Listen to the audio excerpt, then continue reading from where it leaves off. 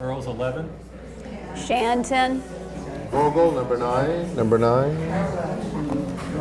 Never gets old. Tonta, number 8. Con, number 7. Ward, number 6. Ryan, number 5. Lee, number 4. Junta number 3. Devlin, number 2. Con, number 1.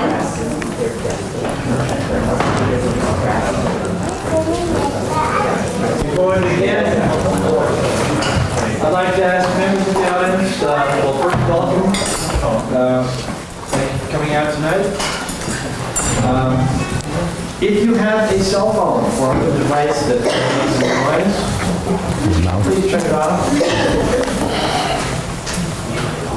And we'll get started in a moment. Thank you.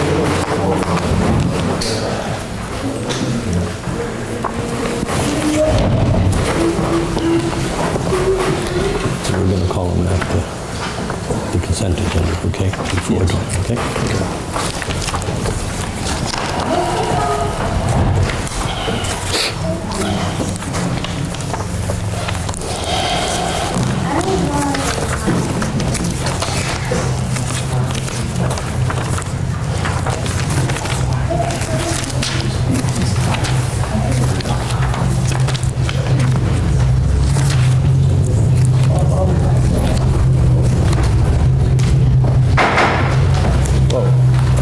Ask you to rise. I'd like to join the Pledge of Allegiance.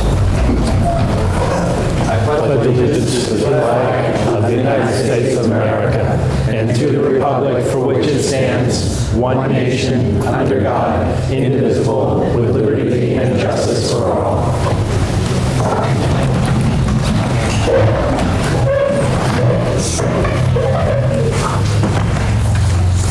Can I ask the clerk to call the order? Roll call. Councilor Zede. Present. Councilor Devlin. Councilor Earl. Present. Councilor Agaman. Councilor Junta. Present. Councilor Khan. Present. Councilor O'Brien. Here. Councilor Shan. Present. Councilor Tontar. Here. Councilor Vogel. Present. Council President Connell. Present. We have a full house. Good. Ready, late file.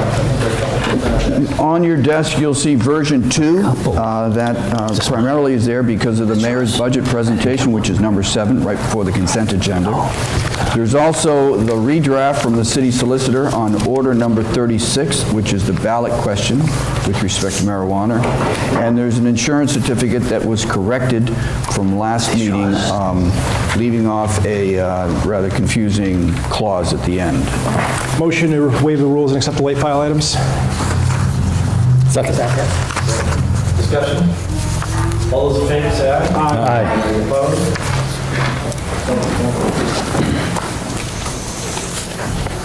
It's time for public comment.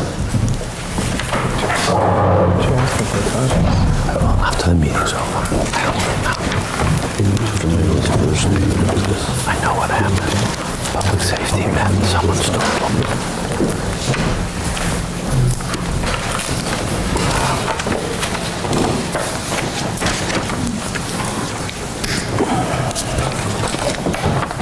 I'm sorry. Show us tonight. First up, Ed Cameron. Who? What? Who? Cameron. Is that the pronunciation? I believe so. Do you live in town? That's your name. Thank you, council. This feels so strange to be over here. You have no idea. You need more seating in this back.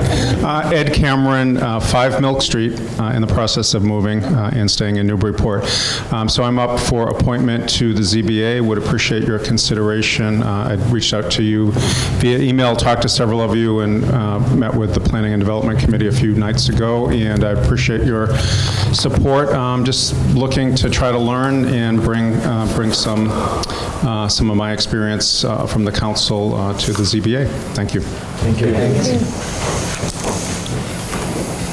I have a name here. It's been crossed out, but another name written over it. Ollie Looker, I believe. Magnolia Lane. Hi, I'm Oliver. I live here in Newburyport, and we're working on putting messages on the like next to the storm drains down in Cashman Park, so that people know not to like dump into them because they drain straight to the river. And then like these are our We'll steps do and that later, signs. okay? What? We're going to call you up later to do that. We're going to have to make a presentation. Thank you. We want to we're going to wait for the 10-minute presentation. We don't want the short 2-minute one. Sorry, that means you have to stay. Steve Bellinger.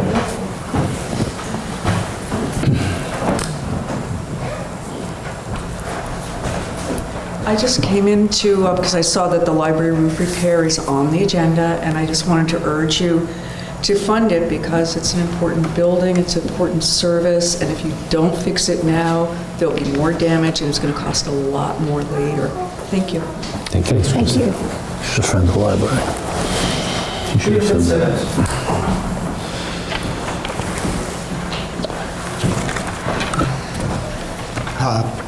Peter Fitzsimmons, 7 Arlington Street, Newburyport, and I'll just keep it brief. I wanted to thank the councilors who introduced the order for a referendum on the legalization of recreational marijuana in the city of Newburyport.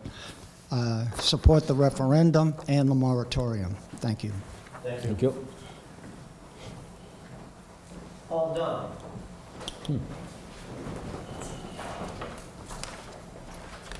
City Council, Paul Dunn, 343 High Street. Just wanted to say a quick thank you for the time and effort you all have put into this important potential source of revenue and income for the city and the number of jobs that it will create through cultivation of marijuana, only cultivation in the city of Newburyport. So thank you. Thank you. Thanks. Rob Germanaro. Good evening, Mr. Council President, members of the City Council. Rob Germanara, 2 Ashland Street. I'm here to talk about the delinquent taxes at 1 Kent Street. There was a subcommittee hearing last week relative to the unpaid taxes, which have gone on for more than 1 year. I first brought this to the council's attention in 2015, April 13th. Magically, on April 27th, 2015, the taxes became paid in full. In this budget season especially, and I don't want to misquote the mayor, but I believe she said at one point 0.01% help from the state going forward. And I don't think, and I understand that it's still in committee, that we need an opinion from Copeland and Page, the city solicitor, to see if a business should be able to pay the taxes that they owe. The city ordinance 9-4 through 9-6 is very clear that if a business owes taxes for any period over 12 months, that their business license should be suspended or revoked. It's pretty simple. Has nothing to do with April 30th, has nothing to do with the end of the fiscal year of June 30th. Having a business license in the city of Newburyport is not a right, it's a privilege. And it's very simple. The business should have to pay the taxes. We spend more time writing up a 2-page report on why a business shouldn't have to pay the taxes than just to pay the damn taxes. Now, if we don't need $7,600, we should encourage all businesses and all people in the city not to pay the taxes. $7,600 is a lot of money, but if we don't need it, we shouldn't move forward on it. If we do need it, we should put it to a vote tonight, suspend or revoke the license at that business, and send a clear message to the businesses. There's nobody that's more pro-business in this city than me, but this is ridiculous. Thank you. There are no other people signed up, so we're going to move on to Mr.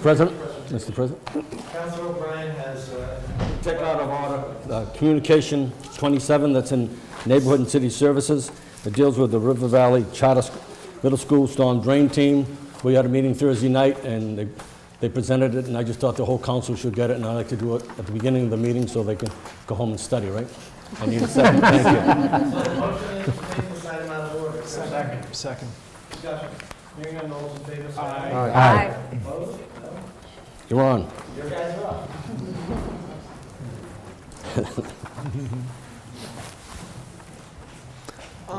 So the stencils that we're putting on the drains at Cashman Park, they look like this, and we're painting them on. And we also have these like little metal plaques that have the same fish design in the middle.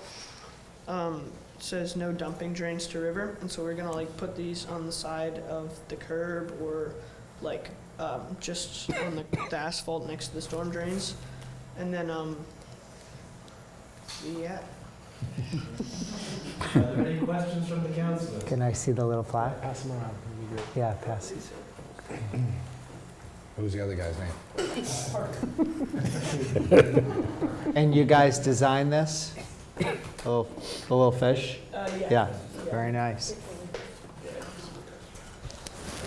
Is that a stencil that you're painting, or are you painting? It's a stencil. We're using some kind of spray paint, so it like stays on for a while.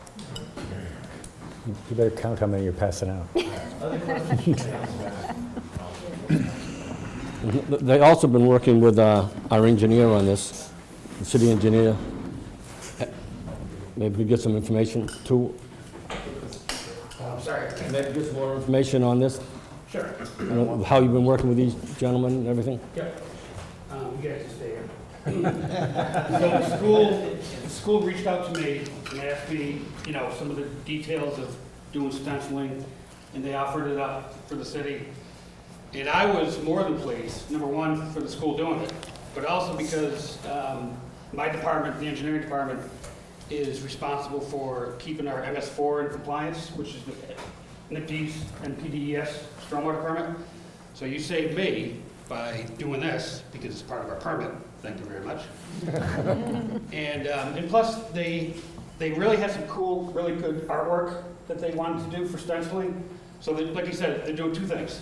Stenciling, you know what that is. Painting the stencils, that'll be on the pavement. We haven't created a map where we want these because our mapping in the GIS for the catch basins isn't that accurate. We want to go out there, walk the site. We don't want to put stenciling underneath a parking spot. So we want to find a catch basin that's visible. So on State Street, we figured maybe 2 or 3 stencils. Cashman, there's like 8 of them. And these, all the school kids are creating a Google map of all the places that they put the stencil. So they're going to put the date that they put the stencil, the school, the kids' names, and also the markers. The markers themselves, this is part 2 to what they're doing. This, the artwork they designed, and as you can tell, it's a striper. And so I solicited a few outfits, and these guys, this is about $3.44 each for the marker. It's a little bit more for the custom. And we bought 200. So however many they can do, they're going to scratch the top of the granite, put on adhesive on the back of it, set it into the adhesive, and it should be good. This type and another type where you core drill into the granite, this was preferred. It should last 5, 10 years. It all depends. If it doesn't last, we can either try a different methodology or do a better job with the adhesive. So we thought it was a good thing. Very good. Thank you. Thank you. Thank you. Great idea. Thank you for coming. Are there any other questions? Yeah, I have a question. So is this the actual size of all the stencils? Yeah, I think it is. Okay, but you're not going to do these on every catch basin, just selectively? Yeah. Okay. Thank you. Any other questions? Thank you very much. Thank you very much.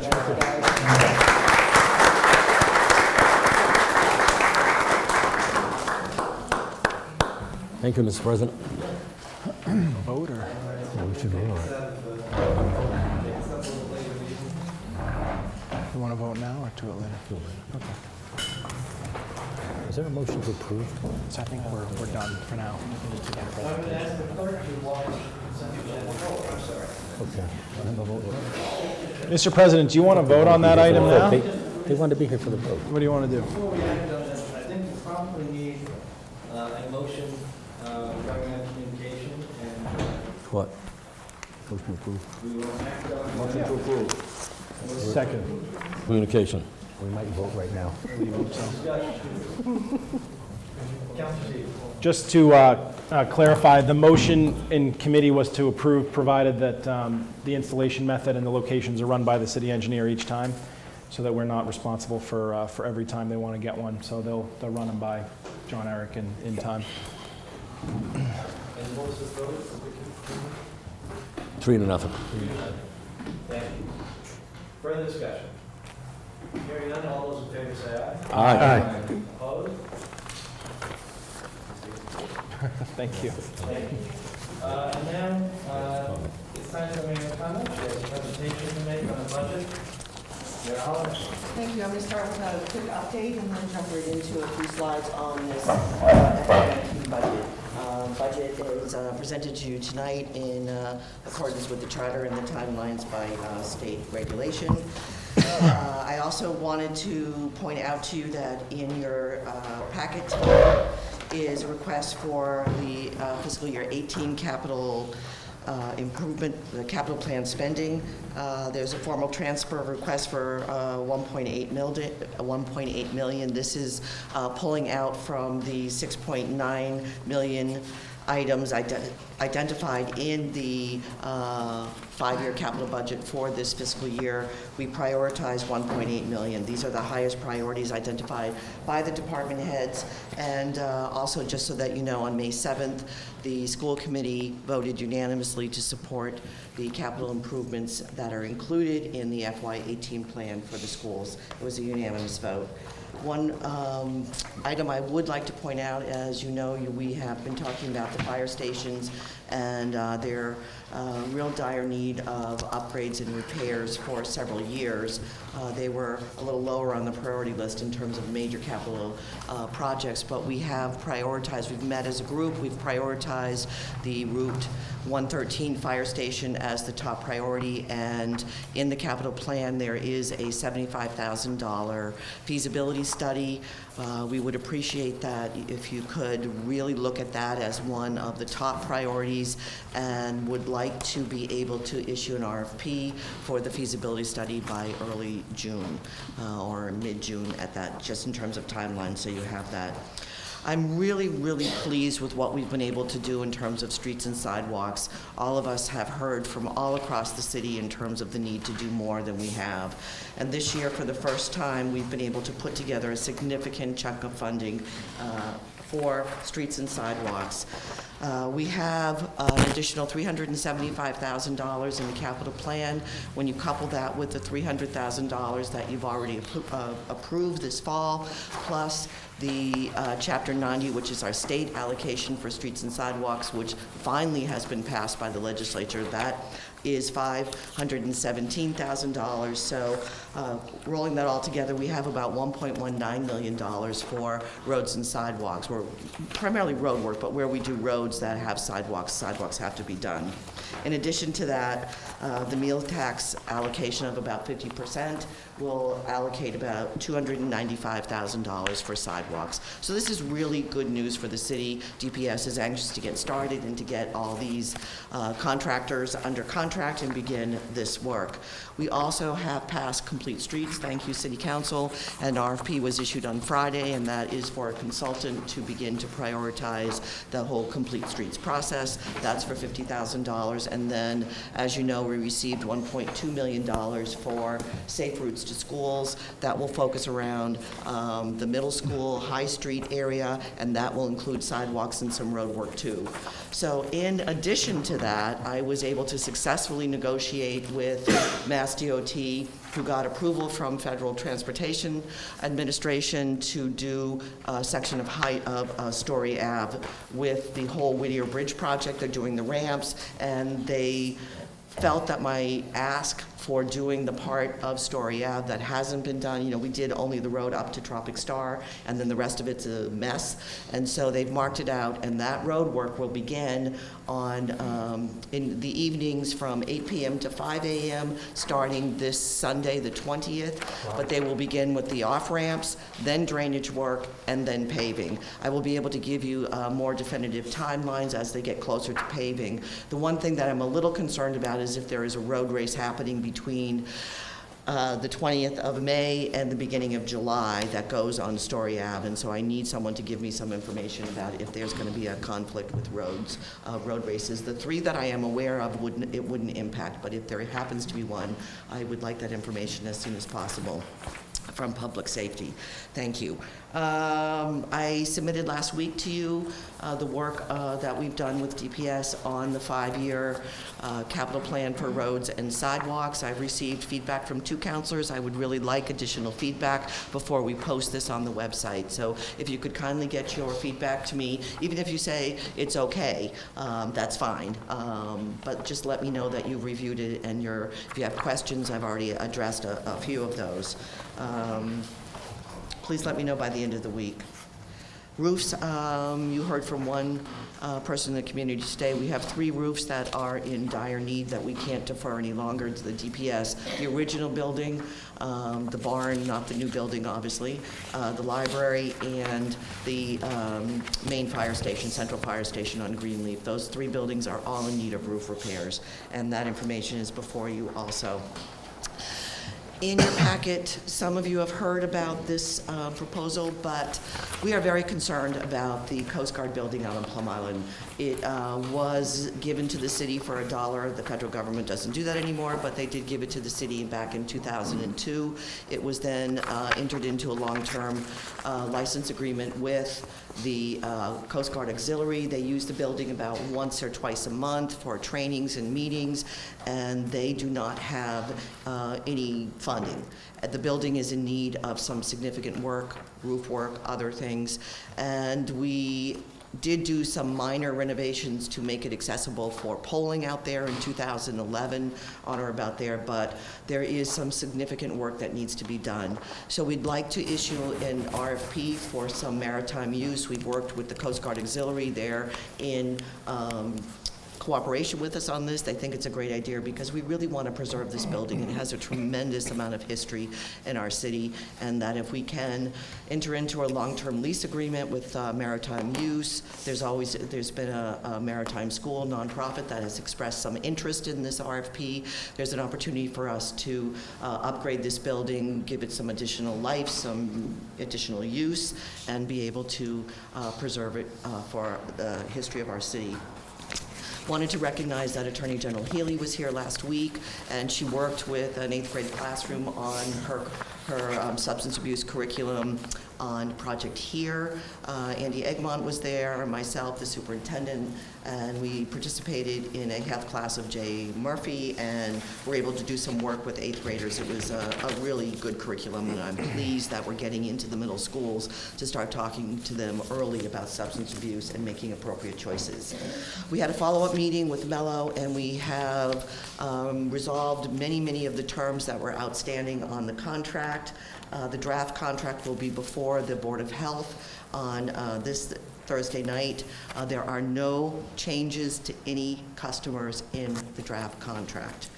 There are lots of challenges with condos, and Molly and Frank Giacalone and the Board of Health have decided that it probably would make sense to develop a condominium ad hoc group that could study best practices and some of the issues and make recommendations back to the Board of Health and myself in terms of how we address the multitude of condominium issues. But there are no changes in the existing contract to anyone's trash hauling services in the new contract. Last week, I had mentioned to you that I was at the Mayor's Spring Conference, and it was a great couple days of workshops and trainings, but one in particular, we had the opportunity to meet with the new Commissioner of Education, Commissioner Riley. You might recognize his name. He oversaw the receivership of the City of Lawrence Public Schools and did a great job. He is very optimistic that we should see some significant changes in the school funding formula as we go forward in the next couple of years. I hope he's right, as we certainly do need that to happen. That includes Circuit Breaker 2 and special education. Don't know if you noticed today, Senator Tarr had an amendment to the Senate Bill 2506, an act modernizing the foundation budget for the 21st century. And this is something I've been asking for many, many years. Could a community that's minimum funded, could they have their formula reviewed, their Chapter 70 formula? And this bill, which was passed by the Senate, requires every 5 years that the funding formula will be reviewed. That at least is an interim step until there is significant changes to school funding. A couple of upcoming events that are happening tomorrow morning at 8:30 is the annual Peace Day honoring fallen police officers. It will be held at the Veterans Memorial at Brown Square. On the 16th, I would encourage all of you, all the community, to come to this. It's a wonderful event that Andy Egmont runs, where the Youth Commission presents the findings of the youth risk surveys that have been, that are given every year to students, and the youth are the ones who review the data first, and then they present the data to the community, and we have and lead conversations around what the data says. So if you haven't been to one of these events, I really encourage you to be there. Wednesday night at 6 p.m. On Thursday morning, on May 17th at 7:30 is the annual Boy Scout breakfast and the Mayor's Civic Awards. This year, the awards, they are Margin Scale Notes, and Ormond and Vicki Hendrickson will be recognized for their contributions to our community. May 17th at 6:30 is the next IAG meeting in the Mayor's Conference Room. And on May 23rd is the second annual Iftar at the Senior Community Center at 6 p.m. Thanks to Councilor Khan and her husband for organizing this beautiful event. Encourage you to participate in that also. And then, of course, on May 28th is our annual Memorial Day event, starting with our march from CBS at 10:45 to City Hall, Waterfront, and Veterans Cemetery.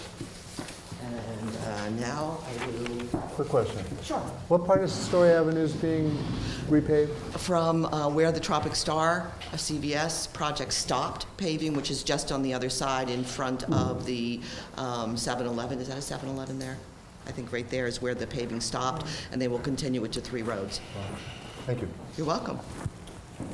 The fire station on Story Ave is the design to repair the existing station, or is it for a new station? Don't think we can repair the existing station there because it is so out of compliance in terms of separation of the vehicles from the living quarters. There's no full walls. It's unhealthy. It doesn't provide enough living space because as we know, firefighters do 24/7 shifts, so it's really important that, so we've actually talked to one of the neighbors there in terms of the potential of expanding and taking some land in a friendly taking. If we need to do that as opposed to going up, it might present better costs if we do a 1-level versus a 2-story building. But that's all the kinds of things that will come out in the feasibility study. But that building in particular, we certainly can do renovations to central headquarters on Greenleaf, but this building is in really, really tough shape. If you haven't toured this building, I strongly encourage you as counselors to take some time to walk through this building to really understand. It is incredibly outdated, and it just does not meet the kinds of standards that firefighters and first responders should be working out of today. It was a good question. Thank you, Counselor. Other questions from council? Thank you. You want to proceed with questions? Sure, you have, can you just do that last one? It's not, right? Should be able to. You could just do that last. No count, not an engineer. Before, Yeah. Exactly. is that better? That's good. Okay. Yeah. All right.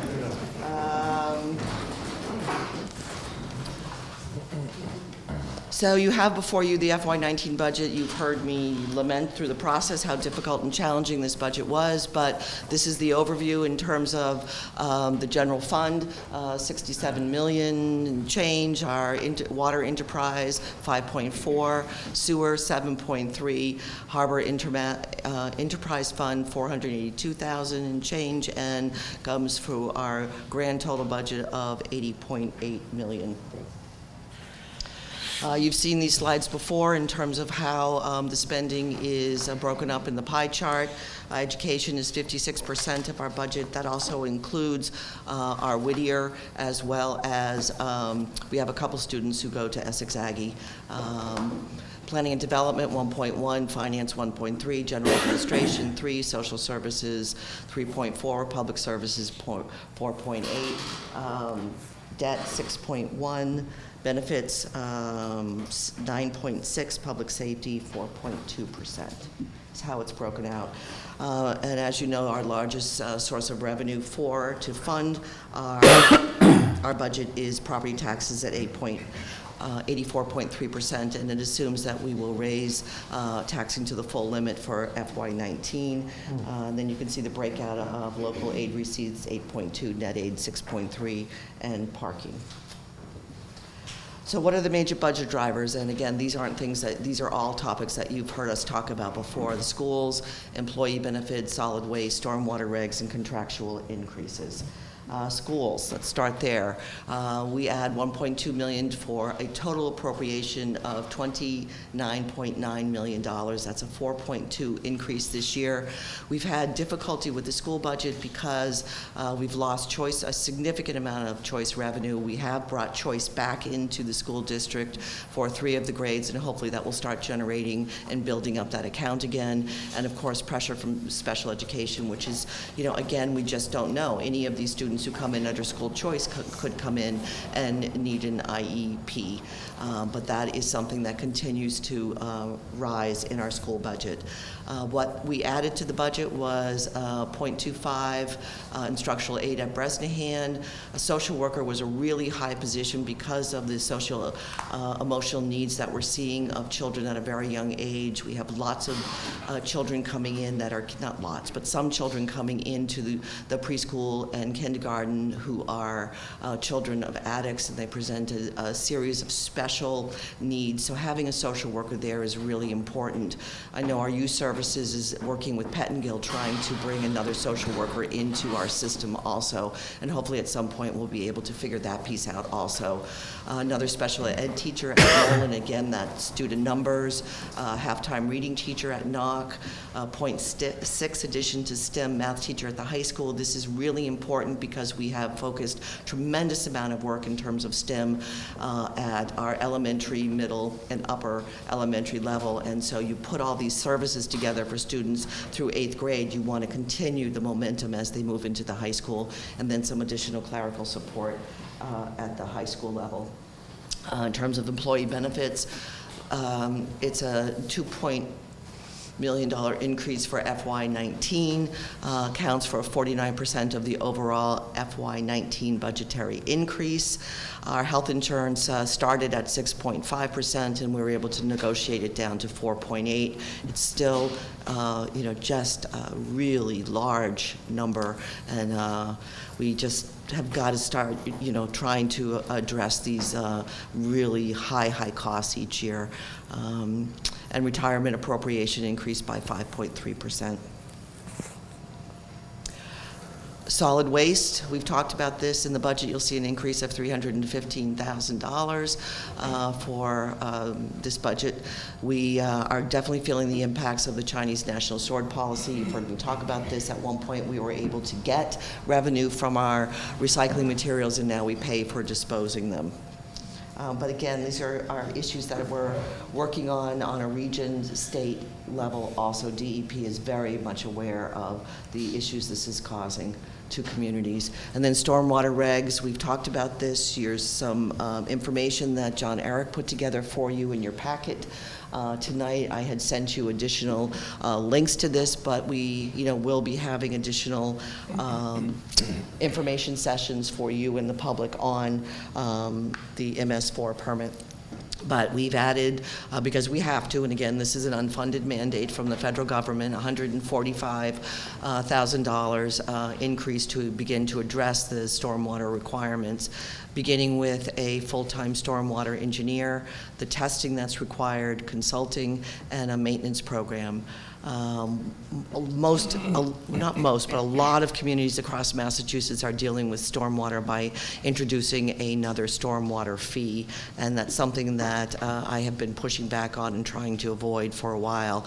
But again, as we work through implementation of the MS4 permit, we will have to make some hard decisions about whether or not we do need to introduce another utility fee, which I'm hoping we don't, but we'll see what happens. In terms of contractual increases, again, really important. It's something that we've worked hard on over the last many years in terms of providing raises and appropriate cost of living increases to our employees. We have settled several contracts this year which have been absorbed into the operating budget. The Teamsters is still outstanding, the department head union, and that is potential funding for that contract is set aside in budget contingency, as we have done in the past. We do have the firefighters, the teachers union, and the teachers instructional aid contracts that will be negotiated during FY19. In terms of department budgets, general administration was a 24.3% increase. You'll see breaks down in your budget. There is a section early on in the introduction that describes exactly what I'm presenting to you tonight. We now have parking operations as part of the general fund budget, and that's $366,433 offset by parking revenue. We have increased in funding for legal based on our conversations of one of the requests for the City Council to have more access to their own legal budget. Last year you spent about $4,090 in legal fees, and so you'll notice in the City Council budget is $5,000 earmarked for your own legal services, and certainly since we didn't move forward on the $25,000 that you had requested for Waterfront West, because that whole project is on hold and just starting to unfold again, we certainly can go back and revisit that allocation. Finance increased by 3.4%. Again, valuation line item is needed because of house inspections. Public safety, we taught a 9.3% increase, so that's health under solid waste. Contractual increases for police, and we really needed to increase office assistance for the health department, including energy and sustainability. Public services is 7.4% increase. Again, funding for stormwater management, slight increase for snow and ice, because you know we're always in deficit. In fact, you're addressing that deficit tonight. And for contract increases for the AFSCME contract are under public services, planning and development. There's been some adjustment in the parks budget because they really need additional help. So we have move the budget around so the Parks Department will be able to have a full-time, year-round person and reduce some of the seasonal money to be able to do that, so it actually comes out, equates to a 0.5 FTE increase. Social services, 1% increase. There's been a reduction in veterans benefits in terms of needs, so that you'll see a $19K reduction there. And we've moved the part-time events coordinator to the general administration budget because it doesn't really belong in the Council on Aging, and increased funding for a youth coordinator position at Youth Services. Education, we talked about the school budget. Whittier assessments increased by 9.5% due to an additional student, and higher capital assessments, and you will be able to discuss that with Whittier when they come in for your budget workshop, and then a 5.5% in enterprise funds. A lot of it has to do with debt service, higher chemical costs for water and sewer, new sewer Plum Island maintenance line item, and also accommodating the AFSCME contract there.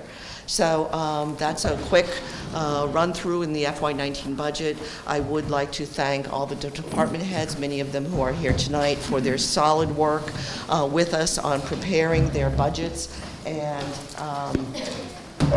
there, and also especially to our finance team, Julie Langerin, Jill Brennan, Nancy Lysick, and Paul O'Brien, and especially Ethan Manning for his leadership on the budget. So thank you all very much. I appreciate you all being here, and I look forward to our workshops as we review the FY19 budget. Thank you for your time. Thank you. Are there questions for the mayor?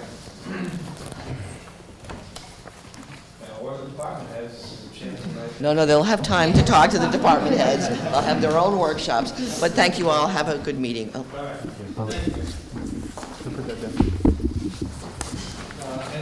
He can. They can be, but but all that information is also in the budget.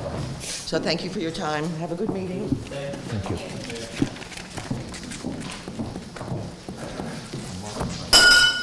Whoops.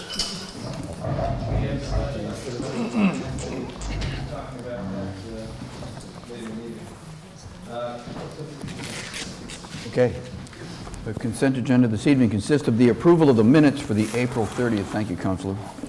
There are 3 transfers. Transfer 9, free cash, $191,000 to snow and ice, both labor and expenses. Transfer number 10, health insurance, $1,410 to clerical and broken out into 2 different amounts. The budget and finance again. Transfer 11, capital reserve fund, $1,879,000 goes to budget and finance with an attached list. There are 5 communications. Communication 39, feline strut for strays, 6/3/2018 to public safety. Ride to End Alzheimer's, 6/9/2018 to public safety. And the Lions Club bed race, 8/2/2018 to public safety. There's a letter regarding the marijuana moratorium. That's to go to planning and development. And there's a request for the Greek Food Festival to be held July 27th through 29th this year. That also is to public safety. There's 1 appointment, Ron Thurlow, 28A Hancock Street, to the Harbor Commission until 6/1/2020, and that's the consent agenda this evening. That appointment is no, because it's just the Harbor Commission that's not on the list. As far as I remember, that's just to be received and filed. Yeah, I'd just like to add the budget for 2019 and send it to Budget and Finance. We have it.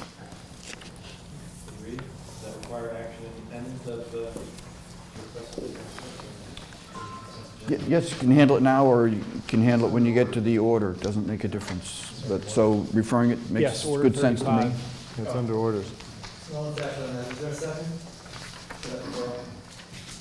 Sure. Yes, second. Discussion? I'd like to add committee of the whole as well, just in case anybody else would like to come to the budget Second. hearings. Yeah, it's only the budget. Just lost the-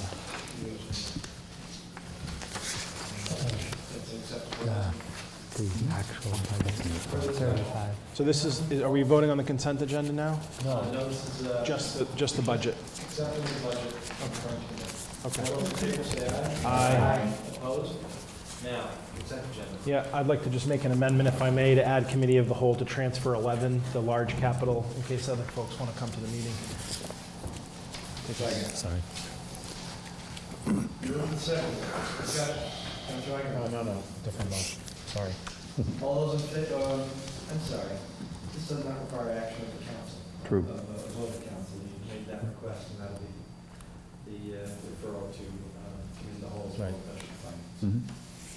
Now, Councilor Iveyne. Yeah, I just had a correction to the minutes. You want to, I can do it now. So on page 5, ordinance 10, lot area calculations for residential districts. We did have a motion to refer back to committee that failed.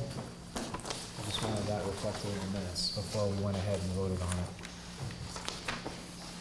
I think the details will be on the tape. Got it. Motion to approve as amended, Second. Who's the second? the entire consent agenda. All those in favor say aye. Aye. Consent agenda has been I'm sorry, who was the second? Second on that was? I motioned, I don't know. Second here. Thank you. We've already had mayor's update, so we'll have, Motion to receive and file. Second. Mayor's update. all in favor? Opposed? Second reading appointment.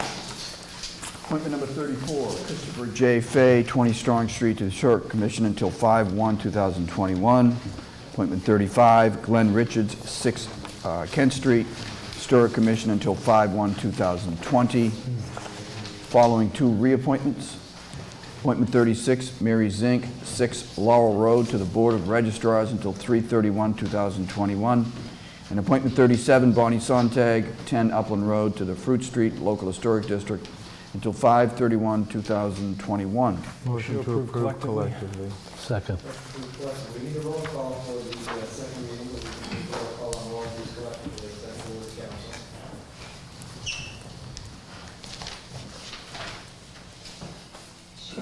Any discussions?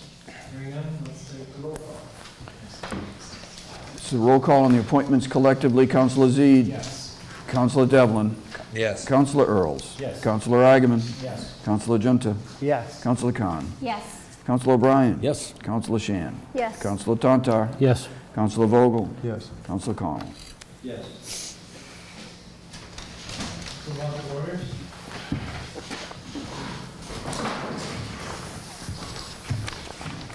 The first order is Order 33, submitted by Councilor Eigenman with respect to the affordability gap for those in need and the Newburyport Affordable Housing Trust. Would you like me to read the whole thing, Mr. President? Or summary would be, whereas the Massachusetts Department of Housing and Community Development requires adoption of a proactive plan, whereas the City Council recognizes the implementation of said plan and that it will require further action by the Council, the Newburyport Affordable Housing Trust, the Office of Planning and Development, and others. Now therefore let it be resolved that the City Council hereby adopts the Housing Production Plan as a guidance document for implementation by the City in the future years. Submitted, Councilor Jared J. Argument. Motion to refer to planning and development. Second. Moved and seconded. Discussion. Councilor Zede. Just a quick comment. Is the full report available online? Is it on the city website yet? Do you know? 60 or 70? I don't know if it's on the website. I have it as a PDF, and for the record, I'm not ready to recommend approval either. I mean, I haven't read it. I haven't seen it, yeah. So there's work to be done. This is going to go to committee, and we'll take our time. Further discussion. Could you circulate it by email? Yes. Would you like it posted in its present form? I think you should. We'll post it, or would you like it circulated? Oh, both. We'll do both. We'll do both. I don't have to do anything. You just, whatever you want. Further discussion. Hearing none, all those in favor of this referral, say aye. Aye. Opposed? So referred. Order 34. Which is submitted by Councilor Tantar. It is $1,040,000 to be appropriated to pay costs for roof repairs at the DPS building, Public Library, Greenleaf Fire Headquarters, including all the cost incidental thereto, and it authorizes the mayor to borrow under 44 Section 7-1. Roll council. Motion to refer to budget and finance. Discussion. Hearing none, all those in favor of the roll, say aye. Aye. Opposed? Referred. Order 35. Order 35 is as follows. It's actually the budget order, which we always submit in blank to be filled in when it comes out of committee with the enterprise sewer funds and harbor master funds, school department also broken out. So it's just a placeholder, Mr. President, that we normally just refer to budget and finance. So move. Second. Discussion. All those in favor, say aye. Aye. Opposed? Ordinance 36, I believe is the motion. Yeah. Councilor Fennell. Yeah, for the next one, Order 36, making a motion to see if we can also pull out from the ordinances, ordinance number 21, so that we could discuss the ordinance first and then talk about the order. We'll discuss those both two items at the same time. It's my intention to vote independently on those after the discussion. Second. Move to second. That's a motion to waive the rules. Is that right? Take it out of order. Is that a requirement? That's not a change of rules, is it? Yes. Yeah, the agenda's in the rules. So it'd be a motion to waive the rules to take number 21 and number 36 collectively. And second was Councilor Chen. Discussion? 21 and 36. Councilor Conlon. Can you read them so people know what we're talking about? Yeah, So, be nice. what I wanted to do is first just talk about some of the rationale and the reasoning for this ordinance. And so we're going to talk, or I'm going to first talk about the ordinance 21, which is the temporary moratorium on recreational marijuana establishments. And just bear with me as I just go through some of the timeline on this. So as you know, in 2016, the referendum to the state that we had through the state elections for Massachusetts, there was a 54% in favor and you had 46 against. So in Newburyport, we were at, I believe it was 54% in favor and 46 against. So one of the things that came from that is if your town voted in favor, then the government cannot ban the sale, cultivation, testing, and processing. So one of the things that you can do and the local municipality can do is adopt either the local sales tax option from the recreational of 3%, and do zoning for the industry. The other option that's available as these pieces are being worked through is if the city needs more time to come up with a comprehensive, holistic approach to recreational coming, you could also do a moratorium. And what that means is, starting July 1st, when recreational establishments can open, if the city wants to take time to really get everything that needs to be in place, then we can extend that to the December 31st, 2018. And that's the concept around the moratorium that I would like to see us send to Planning and Development. In addition, I'm going to talk about the ballot question as well, if that's okay, is that one of the options when you do the moratorium and you're looking at the holistic approach of zoning, the sales tax, another option to be explored is if you want to go back and turn the only way you could ban recreational is if it goes back to the city for vote. And that's why we thought, let's put all these options on the table, have them go into committee and discuss. Since we already have two items in committee, in Budget and Finance, we have the sales tax 3%, and in zoning, we had introduced last meeting to zoning for recreational and cultivation. So we already have some pieces in committee, and what I'm hoping to do is add these two additional pieces as we talk about this holistically. Thank you. Further discussion, Councilor Jensen. Sure. And I'd like to add to that also. The idea of the moratorium is really, to go to planning and development and run in parallel with the zoning amendments that were introduced 2 weeks ago. And the idea is we don't know what will happen with those zoning amendments. We won't know if they will pass or fail. So this gives us another option to consider. If the zoning amendments are not able to be passed, then we have the moratorium to fall back on until we either decide to go to a vote or whether there's some other remedy. Thank you. I'd like to just add to my Ward 5 councilors' comments. The reason that we want to even discuss the dispensary locations is because we truly believe that there are other spots in the city that should be considered besides the two that have already been put out there.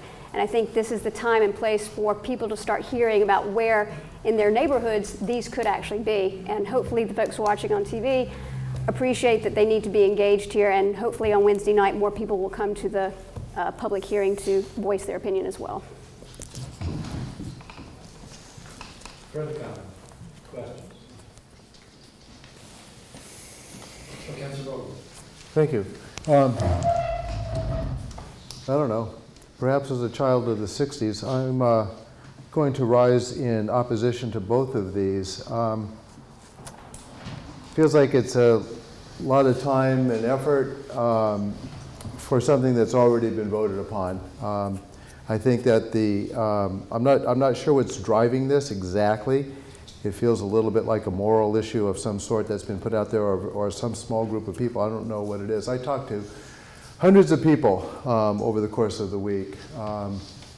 And all I can say is that I suspect that the people of Amesbury are more than happy to have us not pass recreational marijuana in our town, so that they can benefit from the sale of it. I mean, we talk about budget issues, we talk about money, we talk about how much we need, et cetera, and here we are again putting some type of stake in the ground over something that's already been, in my opinion, well vetted, and I think we just need to leave it alone and move forward. So I will stand in opposition of this or any other effort along that line. Thank you, Mr. President. I do want to clarify that I hope we consider these, don't put them together. So the moratorium doesn't mean you're doing the ballot. I mean, so just think about the moratorium also giving us time. And I really do feel like when you look at the calendar, and I do have the dates, and like when what is happening. And I also firmly believe, and I agree with you, this was on our ballot in 2016. I did pull up that ballot to look at it, and I talked to other people who, you know, it was a state election, it was a state question. And now when we're looking at cities and towns individually, the recent MMA publication was talking about the local activity around this in trying to take and have a moratorium. The people who are doing it, the cities that are doing moratoriums, are not doing it necessarily to go back to ballot. They're really just trying to understand how to bring this into their cities, how to make sure the right places, you know, and you're bringing the right conversations and making sure these public hearings are being done. July 1st, which is when we really need to be, everything needs to be defined, I feel like that's really very, very quick. And this is all we're trying to do is give us more time to do it right. I'm slightly confused now. Are these being taken collectively? We're discussing them. Discussing collectively. We will act on them independently based on the motions that arrive at the end of the... Aren't we just trying to put them in a committee? Yes. Yeah, and I'd like to talk about going to committee with either of these.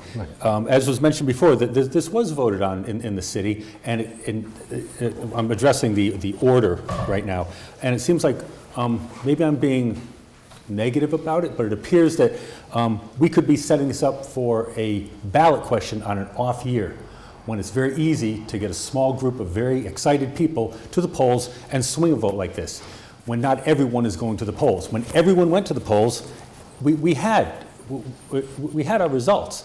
Now the moratorium, okay, I can go along with the moratorium if we need more time, if we as a body need more time, but other cities are going to beat us. And we're talking budget half hour ago and wringing our hands going, how are we going to pay for these things? And meanwhile, we have what is almost literally a cash cow that may want to come to the city, and we're saying, nah, we really don't want that, for reasons I'm not sure. So when we go to committee, I want to see why we're targeting a certain business that will bring an extraordinary amount of money to the city, and why we're picking this year, what appears to be this year, to do another vote. Yeah, I'm in favor of sending these to committee. It'll go to planning and development, and we'll act on them very fast. I mean, I do think we're not the only community in Massachusetts struggling with this. So let's bring it in committee and talk it through. I don't have a moral stance on it one way or another, but I do think, in fairness, you know, the vote that we took a couple years ago was statewide. It was general. Now we're getting to the nitty gritty. Okay, you really want it in this Newburyport? Where? You know, where are you going to put it? And so let's get it to committee. Again, I use my word. I'll bring it out quickly. It's not going to be bottled up. We're in a rush. Thank you. Yeah, I support sending both of these to committee because, as a general rule, I do not vote not to send things to committee. Me neither. Further discussion? Did you get that? Then let me separate the two. Yeah. Is there a motion regarding Order 36, retailer ballot question? Motion to approve. No, planning and development. Motion to refer to general government No, is no, what? planning and development. Planning and development. Motion to refer to planning and development. The motion is to refer this matter to planning and development as opposed to general government. Second. Second. And second. Yes. Discussion. All those in favor, say aye. Aye. Opposed? No. No. Is that 2 noes? And now a motion regarding ordinance 21. Oh, 20. Yeah. You're right. There's 21. The temporary moratorium on recreational marijuana establishment. So motion to refer to planning and development. Second. Moved and seconded. Discussion. Hearing none. All those in favor say aye. Aye. Aye. Opposed? No. 1 no.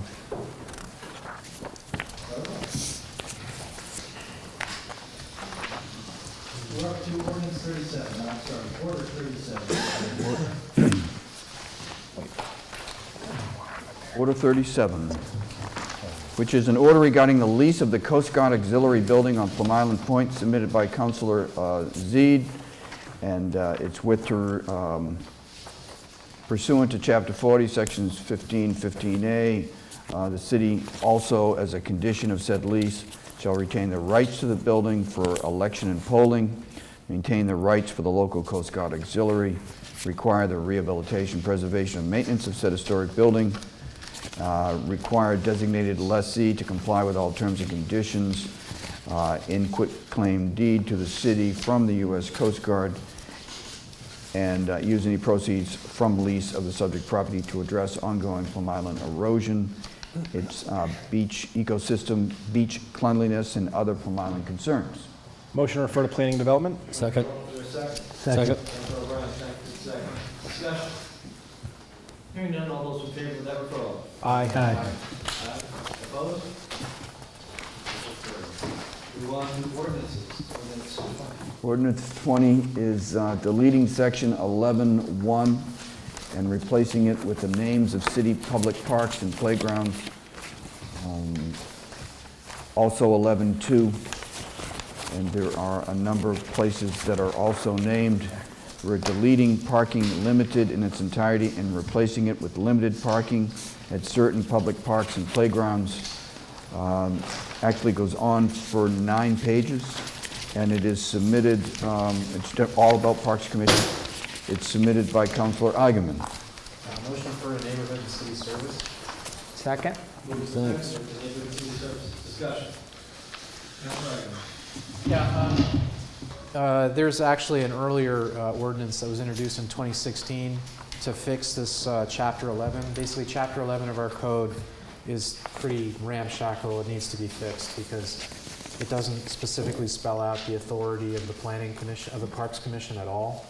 So it doesn't tell you, where state lions and local. So this is a cleanup. This is meant to be a cleanup once and for all.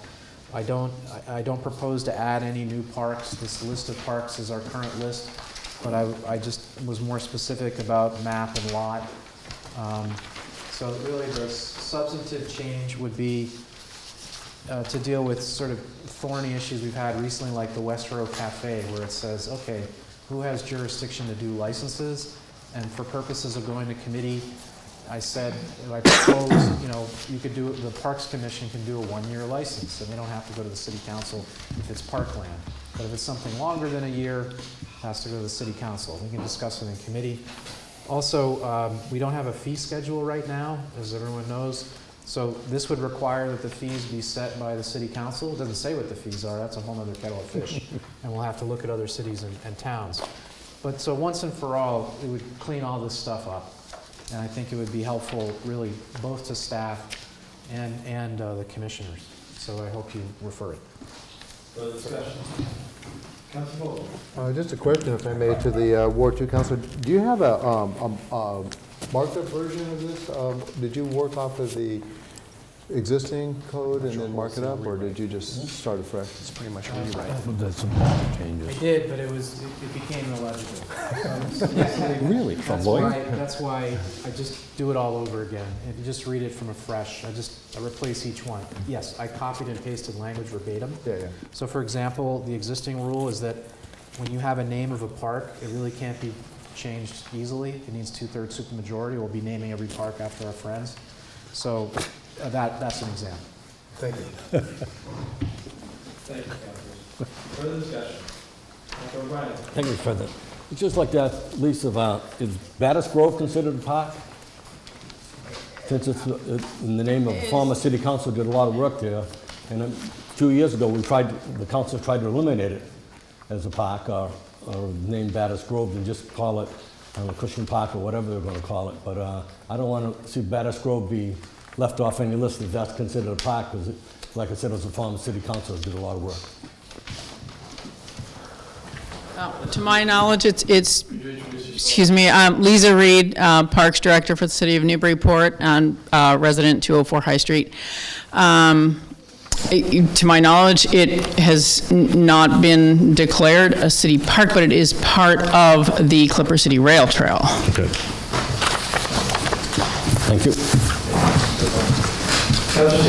Just want to lend my support to it going to committee. I think we really need to clean this up. I think we may have disagreement on what fees should be and things like that, but what we can't disagree on, I hope, is that having a good process and having things be transparent is what we need to do, and I think that'll become even clearer in a few items down here as we kind of go through some other things. So I'm in support and look forward to talking about it in committee further. Further discussion? Hearing none, all those in favor, say aye. Aye. Opposed? Thank you. We've already acted on ordinance 21, so we are committee action. So our budget and finance. Motion to remove transfer number 8. Second. Moving second, remove transfer 8 from committee. All those in favor, say aye. Aye. Opposed? So this is a transfer, motion to approve.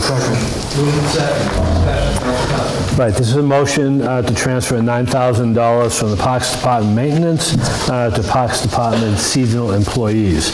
When the Parks Department put together its budget a year ago, they had thought they would need money in the budget to pay contract workers. Much of that, the tree work, was done in-house by the Parks employees, and they are now requesting this transfer so they can hire more seasonal employees. The committee voted 3-0 to support. Further discussion? Hearing none, all those in favor, say aye. Aye. Opposed? Anything else? Motion to remove communication, whatever it is. I have 0 here. Is it 34? Second. On the ASME Local 939 tentative agreement. And do I have a second? Second. Discussion. So motion to remove. Take over. All those in favor, say aye. Aye. Opposed? Motion to approve. And second, I'm not sure who's first, I'm going to get to Mr. Vogel. Sure. This is a 3-year contract with AFSCME negotiated. We met with the Human Resources Director, and the Finance Director was there as well, and also Paul O'Brien from the Chief Administrative Officer. Just some of the macro factors. This represents over 3 years a 9.2% increase in salaries for this local. That breaks down to $152,000 in fiscal year 19, which is a 3.5% increase. In fiscal year 20, it's $138,000, which is a 3.1% increase. And in fiscal year 21, it's $115,000, or a 2.6% increase. The cost of living increase, which is included in those numbers, comes to 2% per year, which is in line with other contracts. There's some particulars in terms of removal of some positions from the ASME union and wage scale adjustments, a number of wage scale adjustments, changes in vacation calculations, licenses for payment of licenses become automatic before they were not, and then regular allowances for tools. So it's a 3-0 vote out of committee to recommend approval. Further discussion? May I ask clarification? You said this covered the increase in 2015. Is that a misstatement? You need 2018? Fiscal years 19, 20, and 21. Thank you. Did I say 2? No, I didn't. All right. Thank you. Further discussion? Hearing none. All those in favor say aye. Aye. Opposed? It's done. Motion to remove order number 27, fiscal year 18, revolving fund spending limit increase.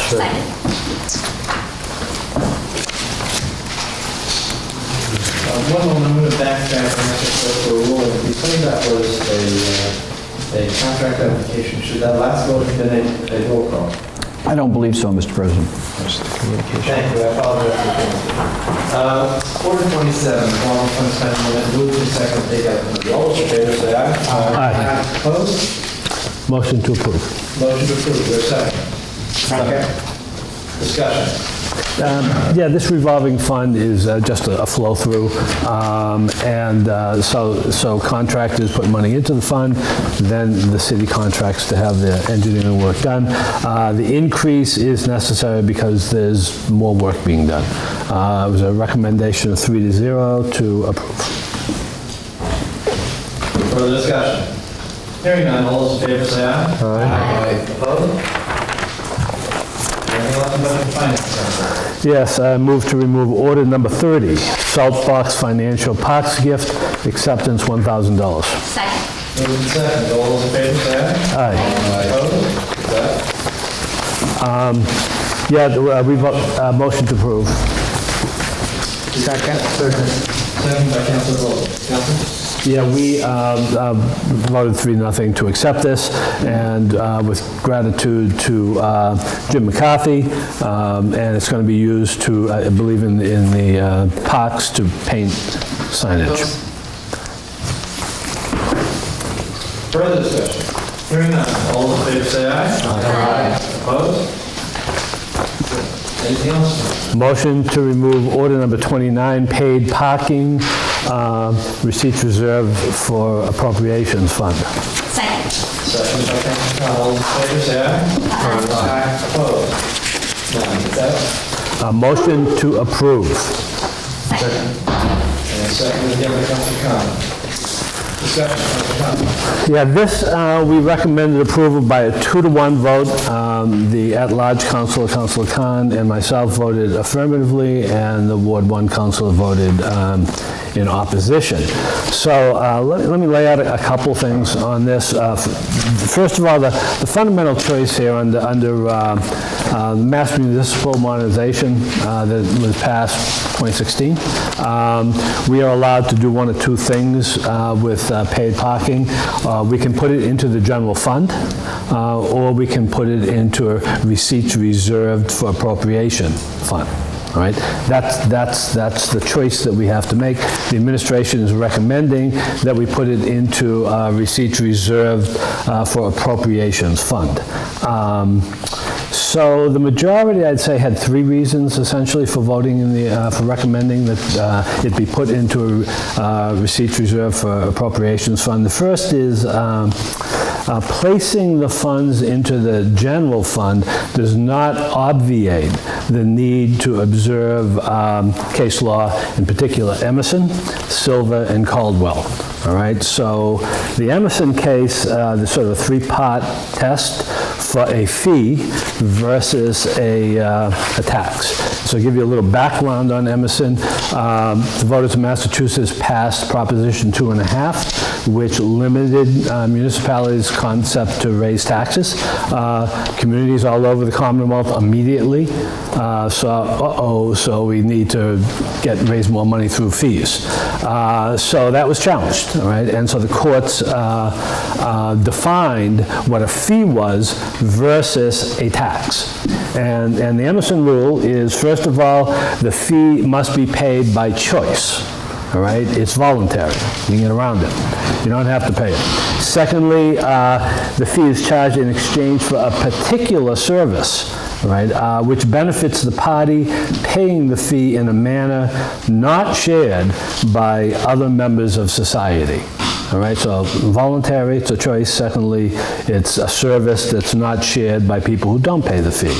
And thirdly, the fee should be reasonably set to compensate the government entity for expenses. All right, so there could be some confusion putting it into the general fund. We have, and you have in your packet a letter from, I'll find in a minute, I believe her name was McCleary, is that correct? Kathleen Cleary. Kathleen Cleary.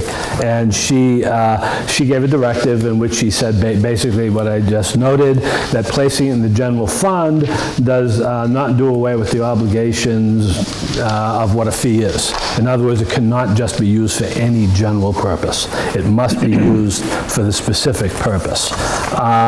So one of the reasons for putting it into a receipts reserve for appropriations is better tracking of that, all right, better accounting for it.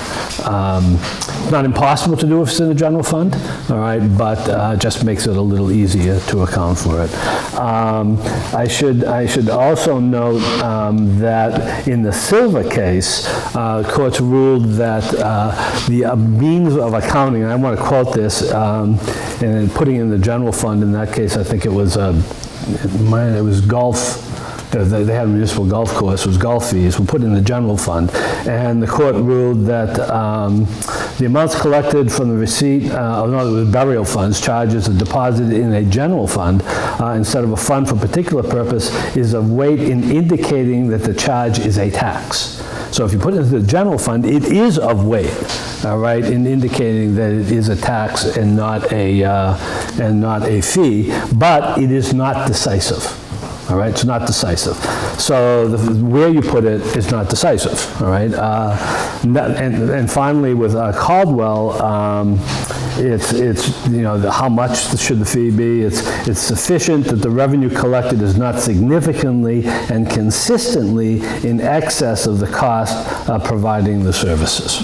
All right, so that's a general framework for this. All right, that in essence, if we're going to set fees, they should be used for parking-related activities. All right, the language in the order, and I'll call it the fund, may be used for acquisition, installation, maintenance, operations of parking meters, and other parking payment and enforcement technology, the regulation of parking salaries, salaries of parking management personnel, okay, here it comes, improvements of the public realm, and transportation improvements. And that's in the statute. All right, and the language is copied from that statute, and it's one must assume, intentionally vague. All right, I think I'm comfortable if the fees collected for parking are generally used for transportation purposes. I don't know what to do with that public realm, but and to be used in loosely. Around downtown parking, all right? Finally, it was the desire of the majority to send it to a receipts required for appropriation fund because it was our sense that we would like these funds to be used for the improvement of downtown. Certainly the payment for the garage, but also for payment, improvement of sidewalks, street lights, and other things that would make downtown more attractive and more vibrant. All right. Further discussion, Councilor Seaton. Thank you, Mr. President. So I've been waiting for this day for a long time. My good friend, the Ward 4 councilor, and I probably enjoy this debate as much as the capital improvement line fund. So we will have some fun tonight. Last year, some may recall some debate on this in the newspaper, where we wrote some kind of op-eds, which I enjoyed very much. And unbeknownst to me, the administration requested an opinion from DLS about this very thing. And I have to say, and yes, I suppose I'm biased towards my own position, but I view the DLS report as a vindication of my position.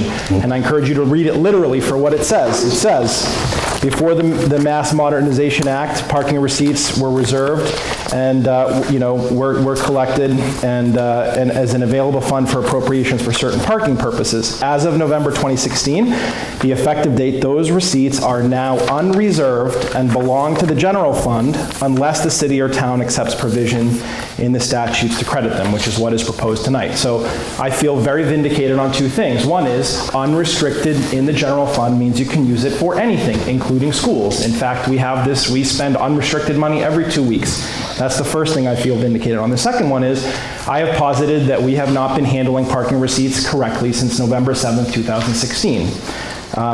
So I feel as though it can't possibly be clearer. We can get 20 more opinions, but it seems clear as day. So I want to say that on the record for my position, something I've been fighting for a long time. So I do agree with the councilor that there are two distinct issues. One is what you can do with the money, and the second is how you set fees. On the second one, there is established case law on compensatory fee setting. Compensatory means that the fees you collect need to be roughly, on par with the services that you are providing. And the most interesting thing about this second part about setting fees is we really didn't talk too much about costs when we were setting the fees. In fact, the parking program has made profit for several years, so maybe there's an argument to be made that what we did last week was inappropriate. We as a body, not something I supported. We're talking about fees in the context of parks. We're talking about fees in the context of marijuana, particularly in host agreements. So the position that is being taken tonight actually has a very ricocheting effect or goes down the line, particularly when some folks think that the fees will become a windfall for us to do all sorts of things. As far as the actual matter at hand tonight, the receipts reserved for appropriation, I will grant that there are some positive things. I said this in committee. A receipts reserved for appropriation is a step up from a revolving fund because at least it has additional oversight and the council would have a way to have a say in how the money is spent. I agree that that's a positive thing. The heart of my problem with it is that the purposes are for downtown only. So if we were to translate again from last week when we raised fees and we said, well, residents need to pay more, what we're saying is pay more, but and it's for the garage, you're going to pay for that, and then in addition to that, if there's leftover money, you're going to pay for further downtown improvements. So that's not where I want to go. I don't think that's what we want to be doing, but I will be taking this under advisement seriously every time you talk about fees from here on forward and ensuring essentially that it's a cost-covering measure only. And I will leave it at that, and maybe other councils will have things they want to say about that. Thank you. Councilor Khan, then Councilor Ivey. Thank you, Mr. President. I was the third member of the Finance and Budget Committee that discussed this, and I am in favor of this. And many of the reasons were already talked about by the chair of the Budget and Finance Committee, but I do want to add a couple of things that, again, not having maybe some of the understanding the vindication of the other aspects, but looking at it really just more from moving forward, knowing the conversations we had a couple of weeks ago when we talked about the parking fee structure and what we want to do, how much the costs were going to be in updating the system and refining all of this in terms of the Parking Advisory Committee's recommendations. To me, this made a lot of sense in being able to have a line item separate in the budget where we could see what everything that's being brought in and what it's being used for, and that transparency to me is a good thing. The other aspect, in terms of downtown improvements being the priority here, I really think that's critical. I mean, right now we have a downtown that's flourishing. Is that going to maintain? Is that going to stay? I mean, I've gotten emails from some of the restaurant owners that they see their customers tripping as they're stumbling on a brick that's been misaligned, or, it doesn't, even though some people might think it looks nice, it's starting to look tired, and I really think our investment needs to be in just keeping up what is there based on the traffic we get there, the foot traffic, the car traffic. So I'm in favor of this. Thank you. That's right. Yes. I'm in favor of making it a reserve fund, but just want to cover some ground before we get there. First, I do think it is important to clarify that if we don't do anything, the default is it goes to general fund and it's unrestricted. So, I mean, I agree with Councilor from Ward 1. I'm kind of interested in what happens from when the law changed. So the money that was in there, I'd like KP Law or Ms. Clary to clarify that. Next, reasonably related, roughly, those are the terms. It's not what you think of as accounting. So, I just want to clarify as an attorney, reasonably related is the lowest bar. It's not an exacting standard. It's not like strictly construed, things like that. So, don't think of it as an accounting, think of it as economics. And what I'm getting at is, for example, the parking fees that we charge are essentially our car impact fee. We don't have a car impact fee. We could do that, let's take truckers, they used to go to weigh stations and the wear and tear that they put on the highways, they get charged for that. Well, we don't have that. We have one blunt, rough, reasonably related instrument, which is parking fees. So that has to cover everything. All the cars that get off at exit 57 and then drive down Story Avenue and go through 3 roads and all the way down High Street and they end up downtown, all of that has to be accounted for. So I urge the councilors not to be too literal when they see words like reasonably related. It just has to be conceivably related. And I do think it would be better to track it here. So I think the councilor from Ward 1 had the better legal argument. I thought he had it last fall, but on a policy basis, I personally would rather see it tracked as a reserve fund. Or track it. Finally, getting to public realm. Public realm in the world of city planning basically just means all public space. So in order for it to satisfy reasonably related, that would count, okay, people driving on a street or walking on a sidewalk after or before they get in their car. That would count. Otherwise, I think it would not really be valid. I represent most of downtown. I don't think it should be downtown only. And I think this is vague enough that public realm covers everything. Like I said, a car comes off exit 57, that's all in play. So if there's money that can be allocated to other wards outside of downtown, I think that's perfectly fair and reasonably related. I don't know what percentage I'd put on it. And then finally, I just want to point out, so the meals tax, for example, we don't allocate the meals tax by geography. I think we have a rule that 50% of it goes to streets and sidewalks. Most of that is generated downtown, but the money is used all over the city, and I don't think that's illegal or bad policy. So I just wanted to point that out. So I'll be voting in favor. Thank you. Thank you. Councilor Zellman? Councilor Bowman.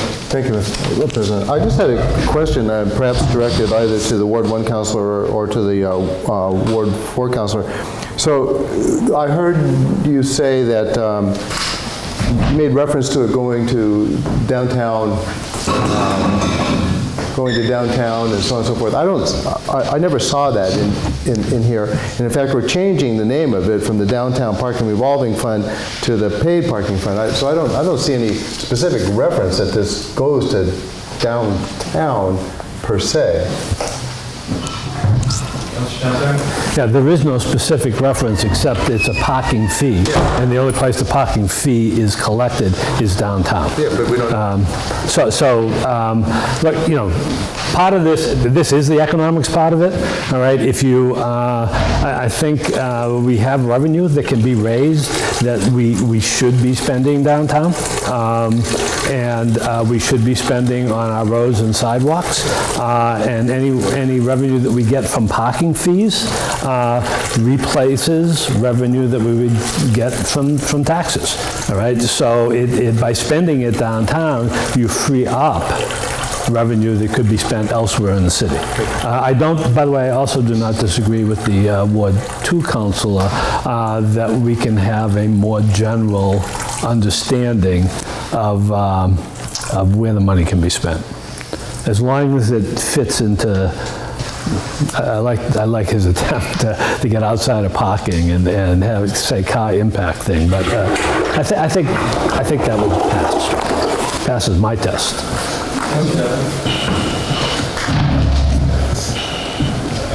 Don't vote yes on this unless you've given it a great deal of thought.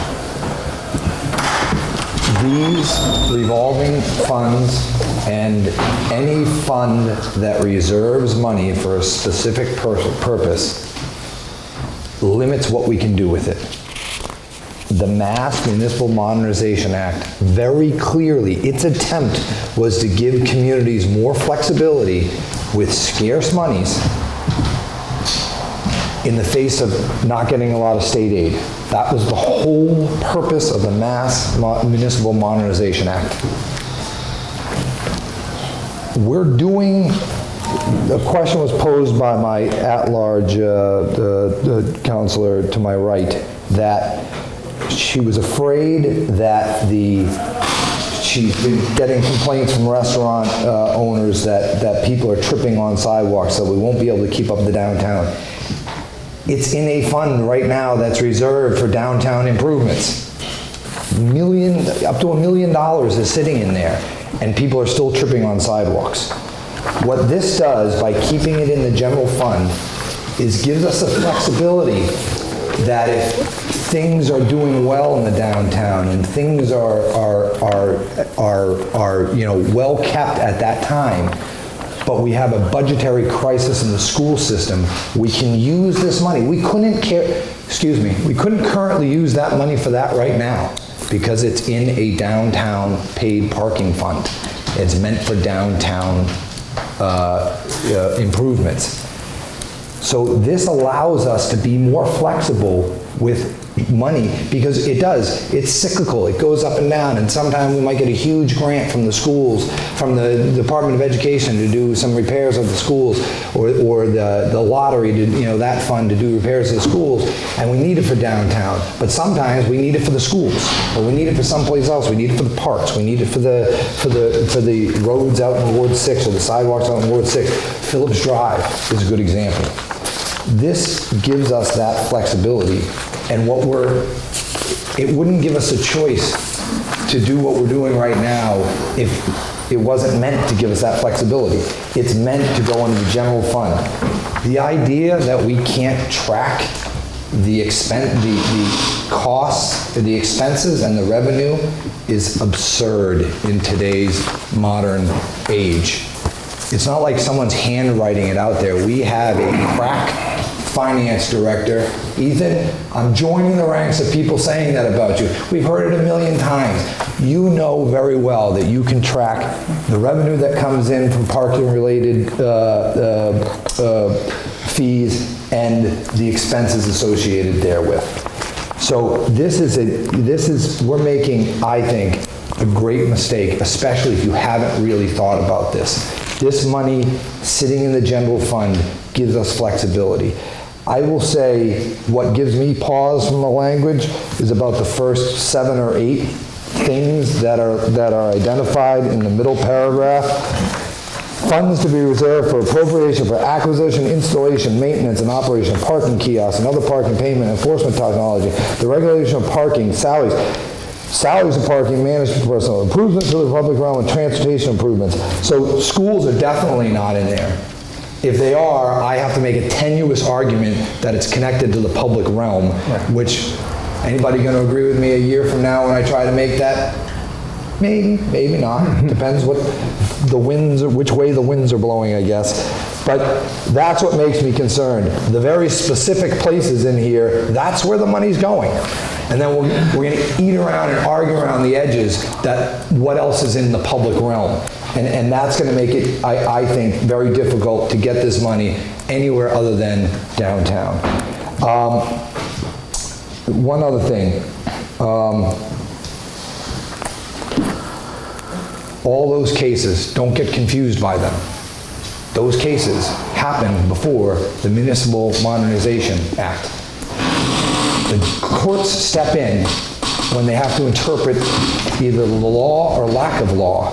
And that sends a signal to the legislature to then write a law to address any questions. Well, the legislature and the governor stepped in and said, we're going to fix this problem. So nothing in those cases says, what you read, what the Ward 4 Council read was... Silver case. It gives weight in indicating that it's a tax, not a fee, but not determinative. That's gone. Because yes it is, the legislature has come in, then the courts are going to have to decide that this piece of legislation is unconstitutional. You can shake your head all you want. I'm not arguing with you economics, don't argue with me with the law. Okay? The legislature has stepped in and said, at least for where the money goes, it no longer has any weight whatsoever. The legislature has said the money can go into the general fund. We should, for the flexibility of all of this, we should keep it in the general fund. It doesn't mean it can't go to downtown, but we'll all have a decision on it when that time comes. Thank you. Council, I'm not arguing with you on the law. Kathleen Colery, Bureau Chief, Municipal Finance Law, is arguing with you on the law. I'm just citing her. I'm citing her.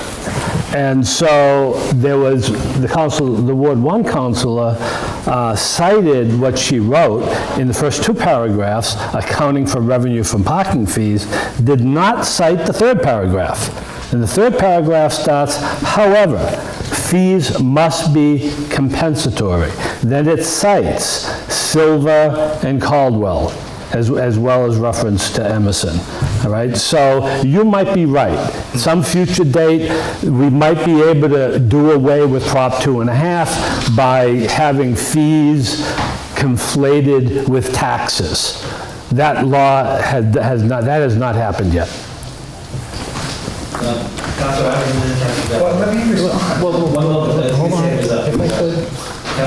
Yeah, I just want to narrow the issues. I don't want to get into the case law. I guess what I'm conceding is the councilor at large is correct. You could not use these, if you take these out of the general fund and we do a reserve account, it can only be used essentially for public realm and transportation improvements. That's absolutely true. And I'm saying I'm personally comfortable with that because it seems to me we've got plenty of public realm to spend money on in all 6 wards. So, streets all over, and I don't see any problem taking out of the reserve fund and spending it in another ward because they're impacted by cars that ultimately end up downtown. So that's fine. But I want to be clear: if most councilors would rather have the flexibility of being able to take parking fees, I don't want to get into the constitutional issues. I'm talking practicality. The ability to have it go into the general fund and then take it out. The councilor at large is absolutely right. That is greater flexibility. I think that's what we should be debating rather than Council Colery's opinion. Do you want the flexibility that you get from a general fund, and do you not? I'm almost done. The reason why I want to do the accounting is not because we can't track it on a spreadsheet. We know how much we take in on revenues for parking and so on. But I want to make sure, for example, that the fees are high enough that it really is covering the cost of the parking, because the bargain I think that we made with downtown businesses was, okay, we'll do a parking garage, but basically you can't saddle the rest of the city with the cost of that garage. We've figured out it's about $400,000 a year all in. So that's where I was headed on. I wasn't saying that we couldn't actually track it. I think when you stick it into the general fund, it's harder to discipline yourself. That's all I was saying. So again, reading Kathleen Collier, she's not contradicting me. She's saying setting parking fees still has to be compensatory. My point was spending. The spending of it and where it goes, and where the Silva said it's weight, you quoted this, weight in indicating that it's a tax, not a fee. That's gone now. Where you put it, yes, you said if it gets put in the general fund, it shows it's given weight in indicating that it's a tax, not a fee. That is gone. She is saying you're confusing the two things. In the part that was referenced by the Ward 1 councilor, that is about where the money goes. In the part that you're talking about is setting fees. Those are two different issues. And I am not, so this is not about setting fees. This is about where the money goes. General fund or reserve, account reserved, this is not about setting fees. No one's arguing about whether we're setting fees. And I'm going to disagree with the Ward 2 councilor. We can figure out how much the parking revenue is coming in, and we can figure out the expenses without keeping it its own fund. I don't even understand how the keeping its own fund helps us track the expenses. So again, if you've been on or been paying attention to city council business for even a couple of months, this is the biggest problem we have is money and flexibility where money can go. And the more we compartmentalize it, the harder we make our jobs, the more people that are going to go without and complain. And we need this flexibility, especially in this small city where we get very little state aid, and we don't have a huge commercial property tax base like Portsmouth does, where they can get more revenue from that. Most of our revenue, almost all of it, comes from the residents, from residential real estate taxes. This is critical to give us flexibility to withstand. Oh, we got an emergency over here in this area. Oh, we got an emergency over here in this area. And I'm not talking about a capital improvement or a road emergency, just anything. We've got a service. We need to hire somebody new at DPS. We need to hire a new fireman. This money allows us to do all of that. And if you put it in this specific account, we can't do that. And flexibility is the key for a small place. Councilor Earl. Thank you. Very interesting and compelling arguments on both sides. But I want to reach back a few years when I actually ran for mayor, and one of my talking points, one of my issues was a pay-as-you-throw. Now, I'm going to make this connection. A pay-as-you-throw, we would take the existing line item for the garbage now, and you would take that and increase it, 4%, whatever, every year, and that could be used for anything, right? You're taking it out of that, basically that line item. That line item is now replaced with what you pay to toss your garbage. So it's very easy to account for that. The criticism, there were a few criticisms. The biggest criticism was, sure, but what happens to that lump of money that you had and you're adding 4% of? It's going to make government bigger. So we're not accounting for that big lump of sum of money that we now have found because now we're charging a fee for the garbage. So now I have to go back and say, why wouldn't the public think the same way? We're basically just adding to the general fund where they really don't know where it's going. They can't pull out one item and say, okay, I know at least that money that I'm paying for a fee for parking is controlled. It's not just and I was told, growing government. Now, I may not agree that that's what that does. It does fund schools, it can fund anything. But the perception is it can't be seen. That's now pot of money that grows 4 or 5% a year is spent any way we want in this room. Very hard to read for the person who works long hours and goes to after-school events, and it's very hard. This will make it a little bit easier to track it. And public realm does mean a lot. It means everything is in the public realm. It isn't private property to me. And second, transportation.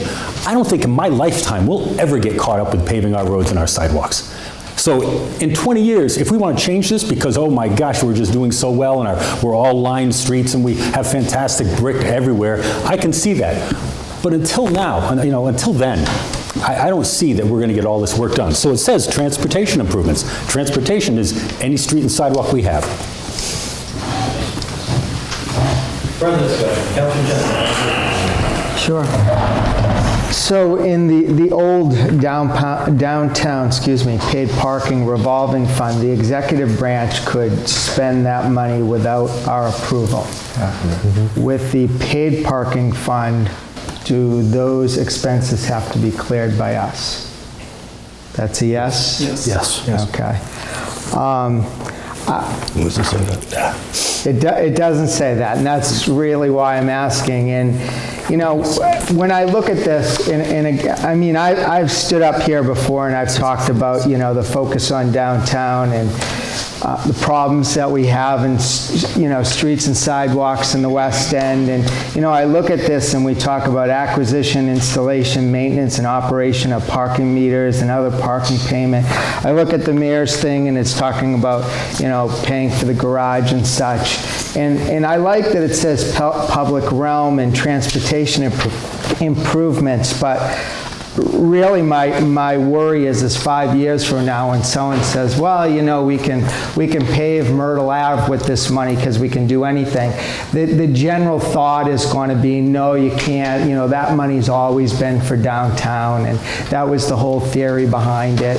And that's really what I'm worried about. If it went to the general fund and it was tracked and there was, you know, we at any time could check in and see what are our expenses and where is the money going, that would be great because it would give us flexibility. You know, I guess I'm looking at this a little bit selfishly from the Ward 5 City Councilor's perspective in regards to, you know, whether some of this money could actually move out to the west end of the city. And that would be great. That would be great. Councilor Duke, I'm going to ask the Finance Director to respond to all the initial comments you made so it's well clear. Ethan Manning, Finance Director. In response to that question, all appropriations are done at the recommendation of the mayor and approval of the city council. So in this year's budget that you received, there will be a budget for the paid parking program funded by an appropriation from this fund. So when you fund the budget, you'll be basically funding the operations for the paid parking program. If the administration recommends any spending above and beyond that, it'll be coming back to you for approval.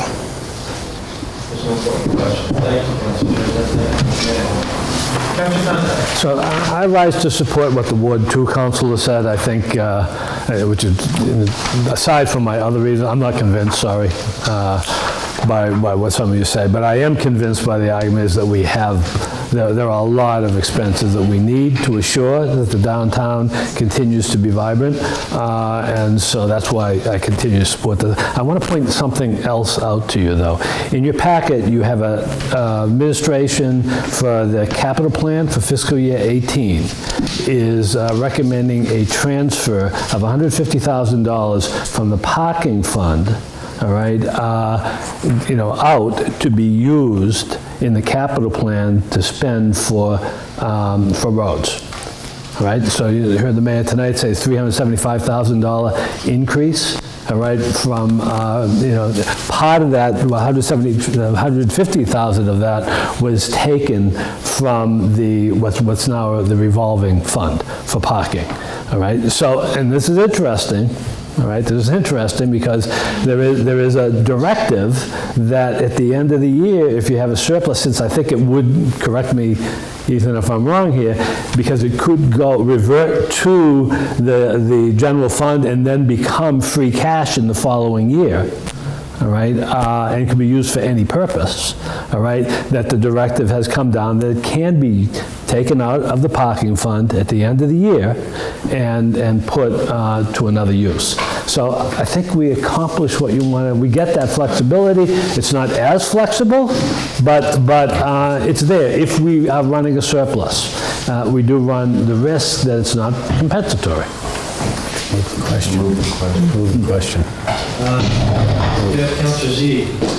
Yeah, I'd like to propose an amendment. So I'd like to add improvements to the public realm, space anywhere within the city of Newburyport, and transportation improvements anywhere within the city of Newburyport.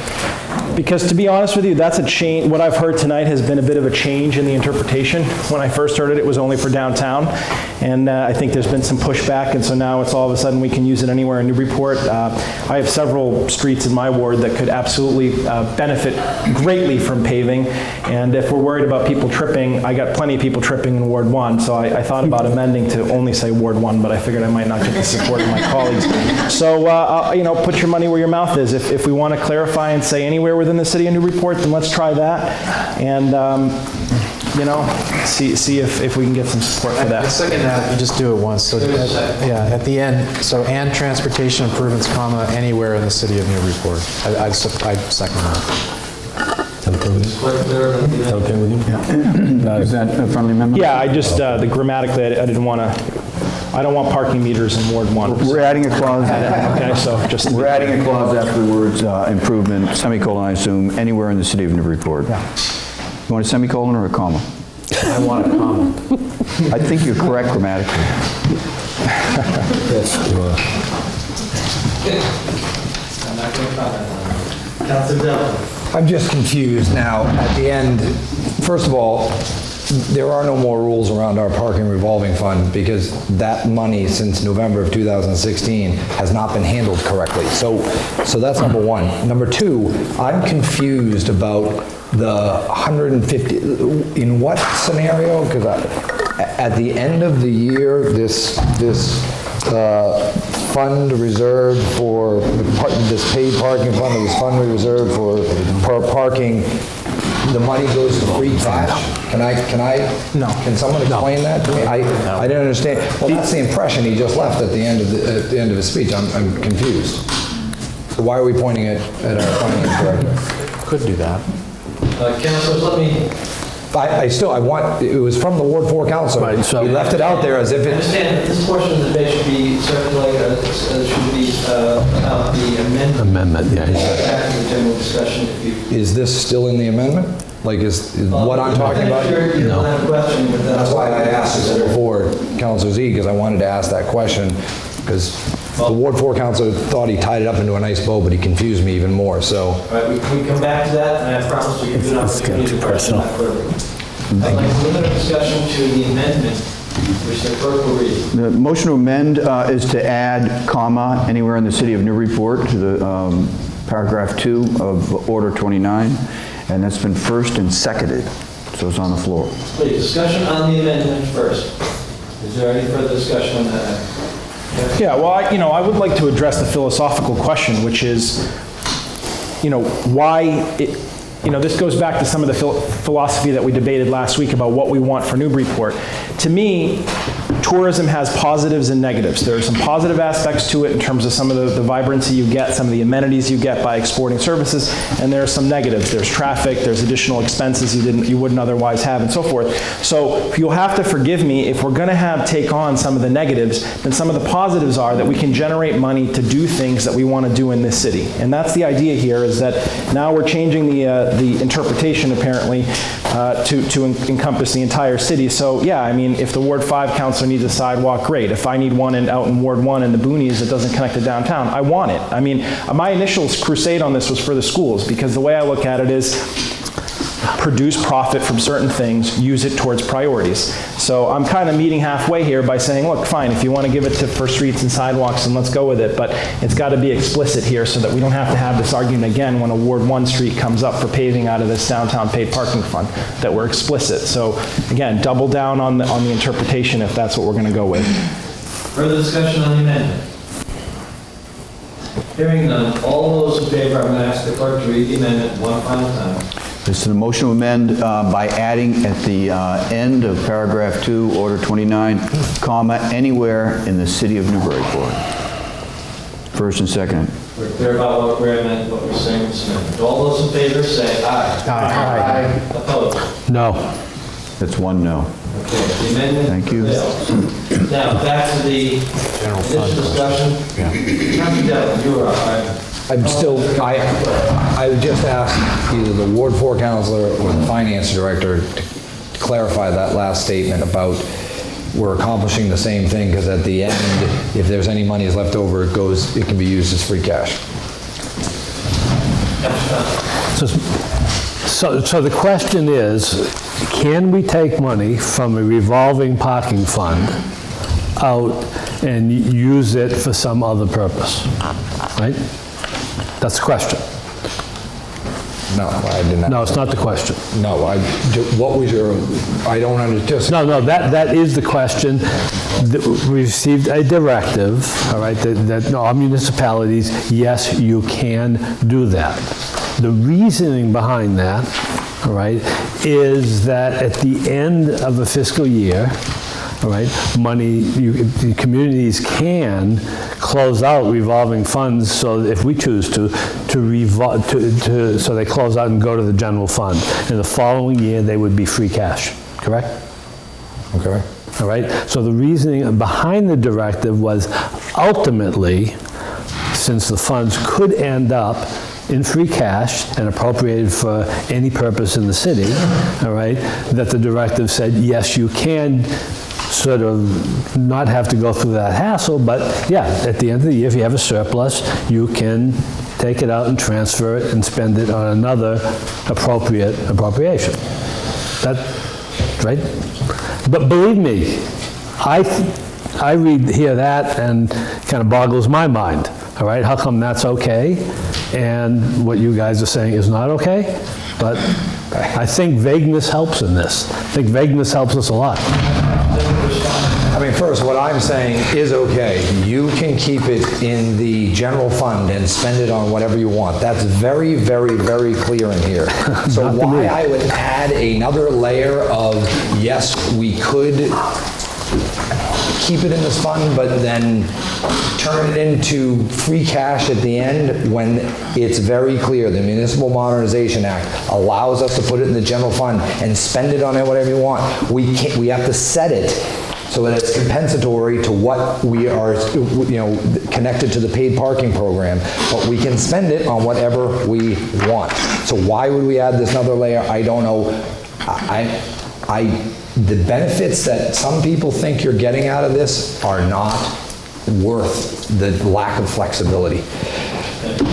One more amendment. I'd like to amend the last statement to say the balance in the downtown paid parking fund.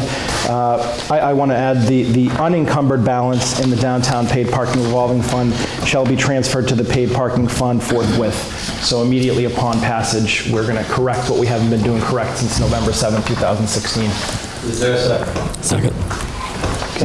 I'm sorry, can you give me that again? Sure. Further ordered that the unencumbered balance, so insertion of the word unencumbered balance, in the downtown paid parking revolving fund be transferred to the paid parking fund, strike the rest of the sentence and replace it with forthwith. So we're striking at the end of fiscal year 2018 and inserting forthwith. Now, yes. Mr. President? All right, we have that, we have a second? Yeah, a second. Councilor. Yeah, I mean, I intend to vote for that. I just wanted to hear from staff whether that differs at all from what you have in mind.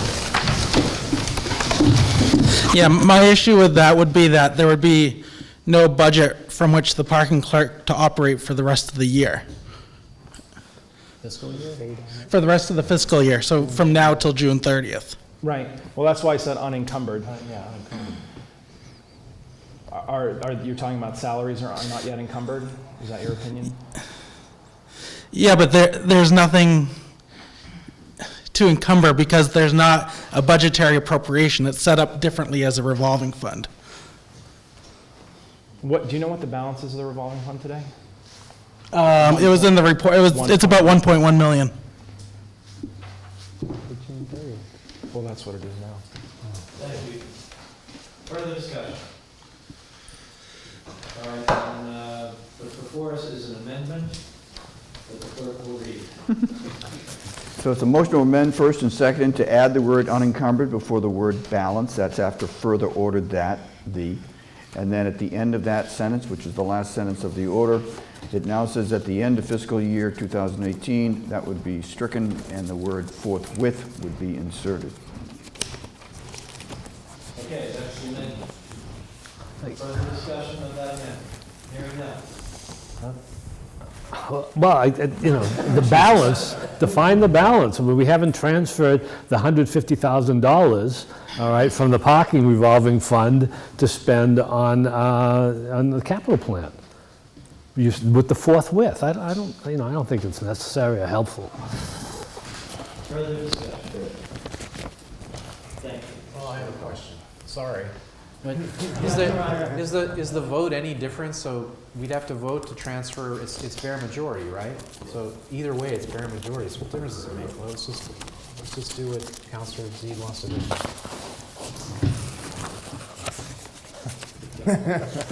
So you have 150 outstanding for the transfer, and do you have any more NRA and waterfront trust payments, or you've already paid the entire waterfront trust? We have more payments. Okay. So if we left $250,000 balance in there, would that be sufficient through June 30th? Okay, that's my motion. I'll make a decision for you. So the balance less $250,000 forthwith. You're amending? Correct. Is there a second? Second. If you need more, come back, and we'll be here every 2 weeks. Further discussion? Okay, no, it's fine. All right. And vote on the amendment, and then back to the original. The amendment now stands, we're adding the word encumbered. After the word balance, we're saying less $250,000. And we're striking the rest of the sentence after the word fund and inserting the word forthwith. First and second, a roll call, Mr. President? I believe so, yes. So we're voting on this amendment. Councilor Zede? Yes. Councilor Devlin? Yes. Councilor Earls? Councilor Eigenman? Yes. Councilor Junta? Yes. Councilor Khan? No. Councilor O'Brien? Yes. Councilor Shan? Yes. Councilor Tontar? No. Councilor Vogel? No. Councilor Connell? No. Motion passes. Needing 6, we have 6 yes. And now to the So initial proposal. Move the question. Which the clerk will read to us. Second. And the question's been moved, which needs a second, Mr. President. Second. No debate. Second. So we now have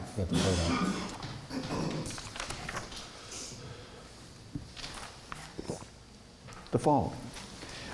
We have a original order. It's been amended to include the words anywhere in the city of Newburyport. It's also been amended to include the words unencumbered balance less $250,000, and it's been amended to strike at the end of fiscal year 2018, and now including the word forthwith. So it includes 2 amendments, if not 3, and the original motion to approve. So we have a motion to approve as amended, and it's been moved. The question is the motion on the floor, which actually needs a vote, Mr. President. It does. Yes, it does. Okay, a roll call vote. Doesn't have to be roll call. This is to move the question. We'll ask for a roll call vote on the final. Yeah. All those in favor of moving this question? Aye. Aye. Opposed? Right. Okay. So We'll proceed to roll call vote on the matter at hand, as summarized by the clerk. okay, here we go. Motion as amended. Motion approved as amended. Councilor Z. Yes. Councilor Devlin. I'm obviously on the fence, but no. It's on the fence now. That would be a no. That'd be a no. Councilor Earls. Yes. Councilor Eigenman. Yes. Councilor Junta. Yes. Councilor Khan. Yes. Councilor O'Brien. Yes. Councilor Shan. Yes. Councilor Tontar. Yes. Councilor Vogel. Yes. Councilor Connell. Yes. I voted 10 to 1. After sufficient debate, motion passes. That's it, right? Is that the option budget finance? No. I'm done. Education, there's nothing in committee that I'm sure you want to hear about. Thank you, Mr. President. Wow, it's always tough to go after budget and finance. Jeez. We'll have to move me around a little bit. So we met with our friends over at the school committee last Monday over at the senior center. We had 3 items on our agenda. We talked about the hiring of a new assistant principal for the Bresnahan School, the school budget, and an update on the new superintendent. The mayor did cover the highlights in her presentation from the school budget, so I won't bore you with repeating that. But as far as the assistant principal for the Bresnahan School goes, the new assistant principal will be covering pre-K to 3rd grade. The selection committee has recommended 3 strong candidates. One is a current assistant principal. One is a current principal, and another one is an education consultant. The 3 finalists met with the superintendent last week, and then the superintendent will choose choose our next assistant principal. We asked for an update on the superintendent, and the new superintendent will be starting July 1st. Susan Vaccaro's last day is June 29th. The new superintendent will be in the district working with Susan between now and the 29th, kind of a crossover. So they're going to spend some time together. She's going to kind of show them the ropes, give them the feel before she takes off. But she also told us that she'll be a cell phone call away for any questions. The new superintendent will be enrolled in professional development. They will also be given a coach, just as Susan was given a coach when she started 5 years ago. And the coaches tend to be retired superintendents. So they're also another lifeline for new superintendent who has questions on what to do in a certain predicament. And that is what I have for you today. Thank you, sir. Thank you.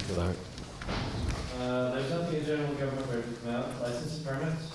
Motion to remove communication 29 outdoor seating, West Road Cafe. Move the second. All those in favor say aye. Aye. Opposed? Motion to return to committee. Second. Recommit, I guess. Yeah, recommit. Thank you. Originally, when we met, this came out 2-to-1 to receive and file because it was the understanding that it was Parks property, obviously city, but controlled by the Parks. And I understand there's some new news tonight, which is why we might want to put it back to committee or make another motion. If the chair could recognize Director Reed, to specifically what happened at the Parks Commission meeting tonight. Sure. Lisa Reed, Parks Director. The Parks Commission for many months has been considering a license agreement for West Row Cafe to use a portion of the in-street park and playground for outdoor seating.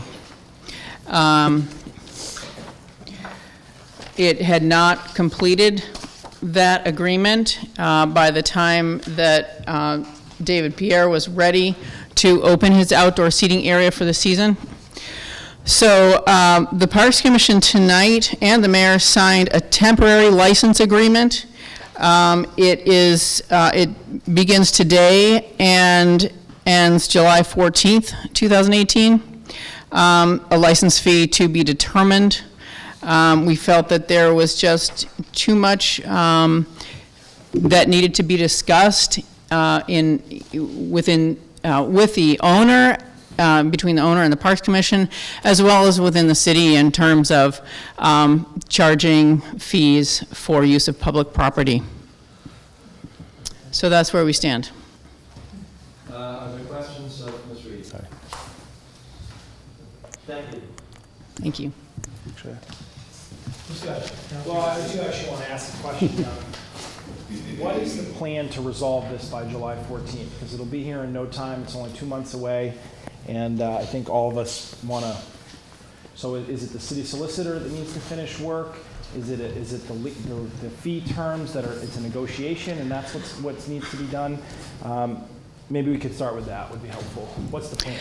The initial plan is a fee negotiation with West Row Cafe. Our original intent when we started discussing this with him was in order for him to use the space, he had to make improvements to in-street. And you know, the Parks Commission is challenged with a huge task of improving the brickwork, the granite work, issues with the mortar, all sorts of issues on in-street. And both parties saw it as an opportunity for West Row Cafe and the city to benefit from a partnership.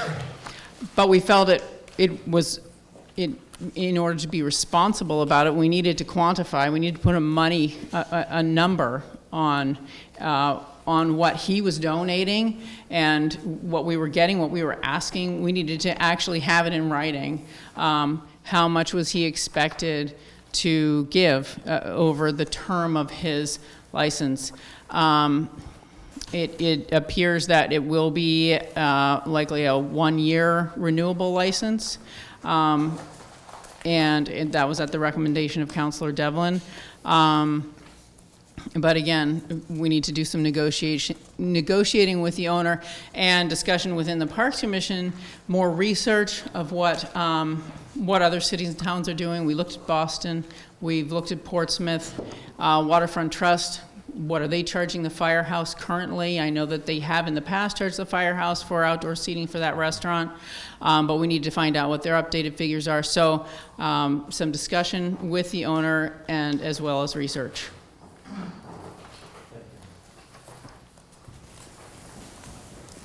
Comments? Okay. The reason this is a little convoluted is because that information was new to me because that meeting ended when I was, after ours started. So I'd like to revise my motion now to basically receive and file. I was originally perhaps coming in to revise it that we would extend because today, according to the city council rules, the applicant's permit has expired. So I was going to extend that another 2 weeks or another 30 days, whatever the council felt appropriate. But because it seems there's no argument that the Parks does control this property and the fact that they do have a temporary license, I'd like to receive and file. Second. So you're withdrawing And the I previous motion and inserting its place in receive and file. And I withdraw my second. I'll remove my second. No, you seconded it. There's no second. And we have a second to receive and file. I'll second it. Thank you, Councilor. Councilor Dave? Yeah, I didn't get the comment. I disagree with receiving and filing it. I do think that the jurisdictional question is in dispute. The fee setting is in dispute. I mean, I think we just referred an ordinance to committee that basically addresses the heart of this question. So dispute's kind of a bad word in that it makes it sound acrimonious, but I'm just not sure where we are with this. I attended the Parks Commission, or at least as much as I could, before having to come here. And I said there, I would rather give them a permit until October 1, and we need to get it together because, as I said there, I don't think we did a great job with this, and it goes all the way back to those public improvements. That would have been the time before the public improvements were done to get all this ironed out. So it's a lesson for the future, but I'm not ready to dispense with it personally on the council end. I'm not opposed to the temporary license because I think we need to release the applicant. I think he's done what he was supposed to do. I remember talking about this 8 months ago, 6 months ago. So in my opinion, my humble opinion, it's not on the applicant, and that's why we need to move that along, but I'm not ready to dispose of it here, personally. Yes, I was the no vote on the receive and file. About 2 weeks ago, we got an application before us, emergency preamble. We all want to help a local businessman, that's undisputed. But I went to he brought the application into us and filed the application. I looked at the ordinance. It says public way or places that the public have a right to use and access to. I can't say, we did not discuss at licensing permits, nor did we come to the conclusion, in my opinion, that I went to that meeting thinking that we were going to discuss the terms and conditions of the agreement, maybe ask some more questions, and then eventually approve this application that was before us, even if it was insofar as our jurisdiction and our power to approve it. I mean, it was presented to us. So I do not feel that we had a good discussion about why we don't have jurisdiction. I would say we should all be very careful about giving away jurisdiction. We're elected, and we were elected, and this is a public safety and a rules and regulations. We charge everybody else to use similar walkways money to use that. So it's incumbent upon us, even with the charter says, if it's not specifically delegated to anybody, it's our responsibility. So I think even just in general oversight, we should keep this in. We should keep it in committee. We should have another hearing on it, because this is going to help us discuss and form how we can deal with this in the future. And if we don't have any meeting, we don't have a mechanism to do it. Further discussion? I would be open to the October date, but it puts the applicant in a funny position where now they're not sure who they're answering to. And I guess you're right. Whoever mentioned that there was legislation in front of us, that may fix this. Then we'll do it. Okay, then going forward, we can fix this. But right now, I don't see where we have it. It doesn't say the city council sets any of these rates on Parks land. It just doesn't say. If I could point to anything in our ordinances that says that, I'd say, okay, let's go there. So I think receive and file is fine. If we need to bring it back, then so be it. But perhaps we should work on the other legislation first. I just make clear, there's language in the ordinance that covers the sidewalk cafes that said public rights of way and land that the public has access to. I don't know how that's not covered. That covers everything. It doesn't, in other parts of the same, area of our ordinance, it includes parkland, or specifically excludes parkland, excuse me, and that didn't happen here. I went to this meeting and it was assumed right from the beginning that we didn't have jurisdiction. We didn't talk about why we didn't have jurisdiction. We didn't talk about the ordinance at all. I'd like to have another meeting on that to discuss those very things. I just want to be clear, I think we should just refer it back to committee and for now, let the parks agreement stand until we can, I mean, it was already done. I mean, how, like you said, how many things can we undo or do and then undo? Yeah, absolutely. I mean, that's the cleanest thing. He's got a signed agreement now through July 14th, pardon me, I should stand. Yes. And just send it back to committee and we can do something. Further discussion. The proposal is to receive and file. Correct. Okay, all those in favor of receive and file, say aye. Aye. The chair's in doubt. Let's take a roll call on that. Motion to receive and file. Councilor Z? No. Councilor Devlin? No. Councilor Earls? Yes. Councilor Eigenman? No. Councilor Junta? No. Councilor Khan? No. Councilor O'Brien? No. Councilor Shan? No. Councilor Tontar? Yes. Councilor Vogel? Yes. Councilor Connell? No. Motion to receive and file fails. Motion to refer to license and permits. Second. Just a Motion and second receive to refer to license and permits. Councilor. Okay, so this goes back to license and permit. Because it's now being referred, according to our rules, do we need to now bring this out every 2 weeks to discuss? We can suspend the rules. Suspend the rules, so we'll just suspend the rules ad infinitum until the year ends, and then we can say, okay. I understand. No. I think it was going to be discussion. No, our rules don't require it to come out every 2 weeks. It needed to be heard within 15 days, which you've complied with. And if 6 weeks elapses, then the sponsor can force it out of committee, which I don't anticipate happening. So it can stay in committee until July, whatever, until August. I mean, it can. I think that you have to table it. I'd like to have a committee meeting on it. It doesn't have to be determinative of the issue, but I would like to discuss the issues in more depth. You know, I think this is sort of unintended consequences you know, we created a Parks Department. We gave the Parks Department in-street to manage, and they're trying to manage it. We've run into a situation that I don't think that we've ever seen before. I do believe in Councilor Eigenman's ordinance about parks. It talks about fees, which does give us the ability to talk about this situation, whether we want to do it, or we put it back in committee and we can talk about it again. But I just think we're in a situation where we haven't been before, and so now as a council we need to discuss how we want to handle this. But we have asked the Parks Department to manage in-street, and they are. But this is an unusual situation, and which might not be that unusual moving forward. But as a council, we do need to decide what the fee will be, whether we charge somebody per square foot or whatever it may be. But we're going to have to make that decision. Further discussion. Hearing none, let's take a roll call, please. This is a motion to refer to license and permits by Councilor Zede, seconded by Councilor Devlin. Thank you. Councilor Zede. Yes. Councilor Devlin. Yes. Councilor Earls. Yes. Councilor Eigenman. Yes. Councilor Junta. Yes. Councilor Khan. Yes. Councilor O'Brien. Yes. Councilor Shan. Yes. Councilor Tontar. Yes. Councilor Vogel. Oh. No? No. Councilor Connell. Yes. Motion passes. Matter is referred to license and permits. Motion to remove Communication 31, In-Street Artisans Revival. Second. Move and second, we remove it from committee. All those in favor say aye. Aye. Opposed? It's out. Motion to approve. Second. Move and second to approve. Councilor Earl. At the same meeting, this was actually 3-0 with no discussion, except for one counselor just mentioned it was run very well in the past.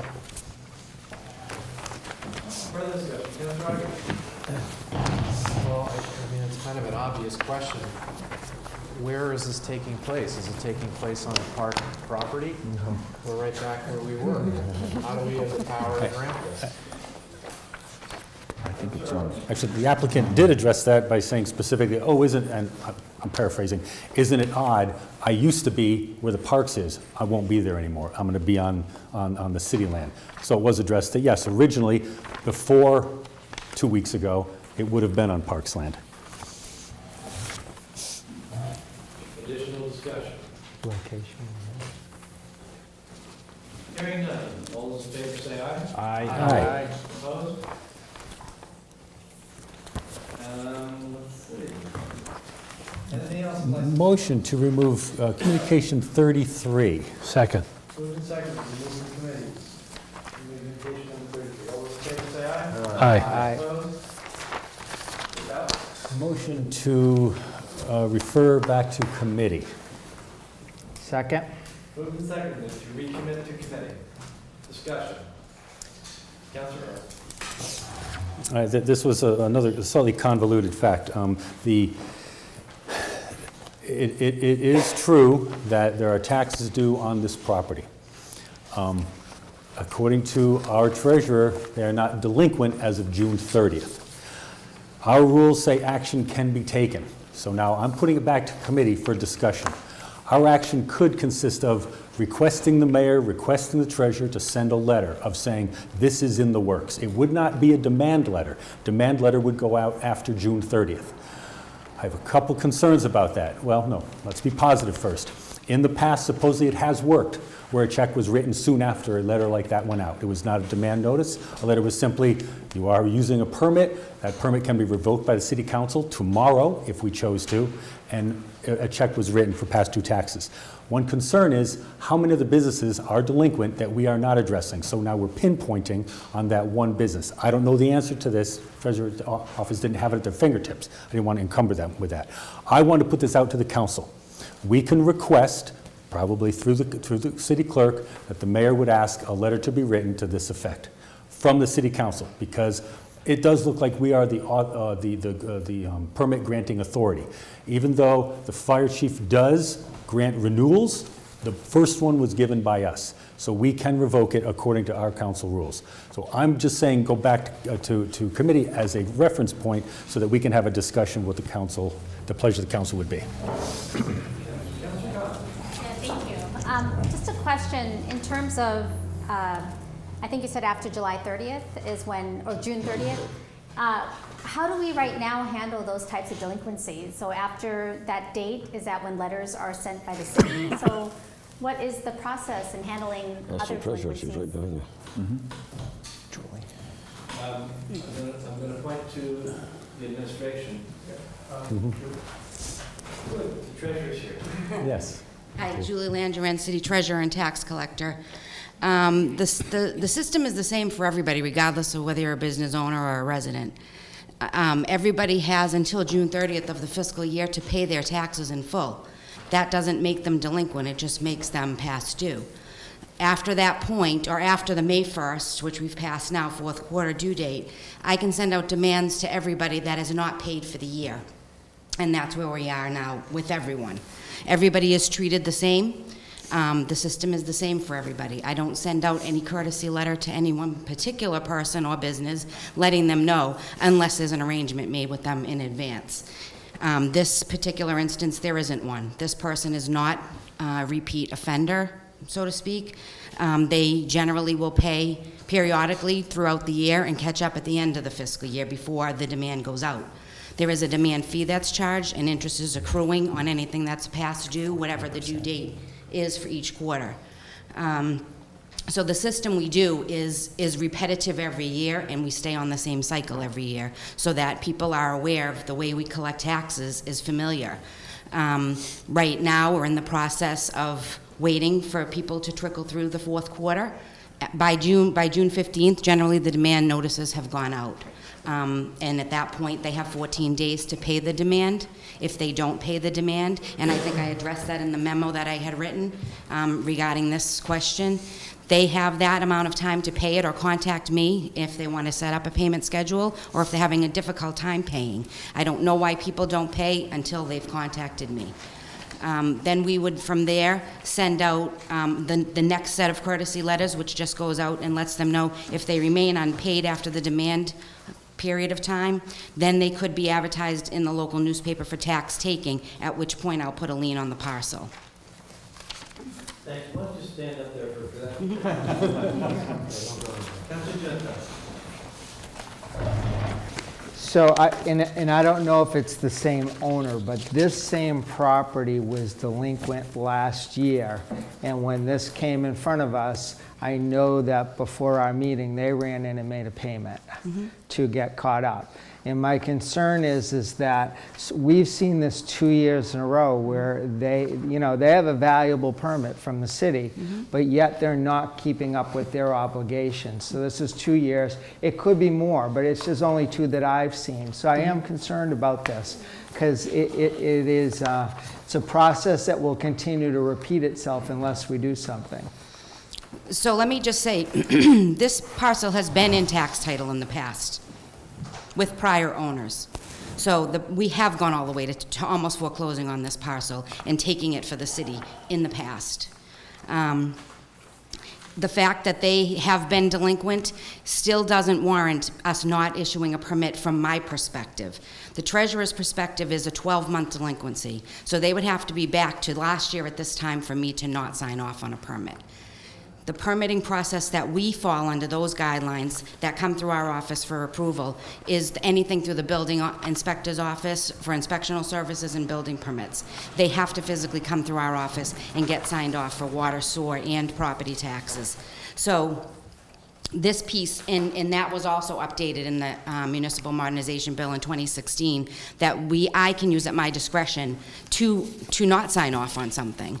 But if it doesn't come through my office for approval, then I don't have the ability to approve or not. So I've never seen a request for an approval on this permit. So those fire permits don't come through my office for sign off, just building inspectional services. Thank you. That's all right. Yeah. So a very specific question. When was the last time we got a payment from this taxpayer? Last year at this time. So 12 months ago? Roughly, yes. Okay. Okay, and the reason why I ask is because, the ordinance that we're working with really is not specific to real estate at all.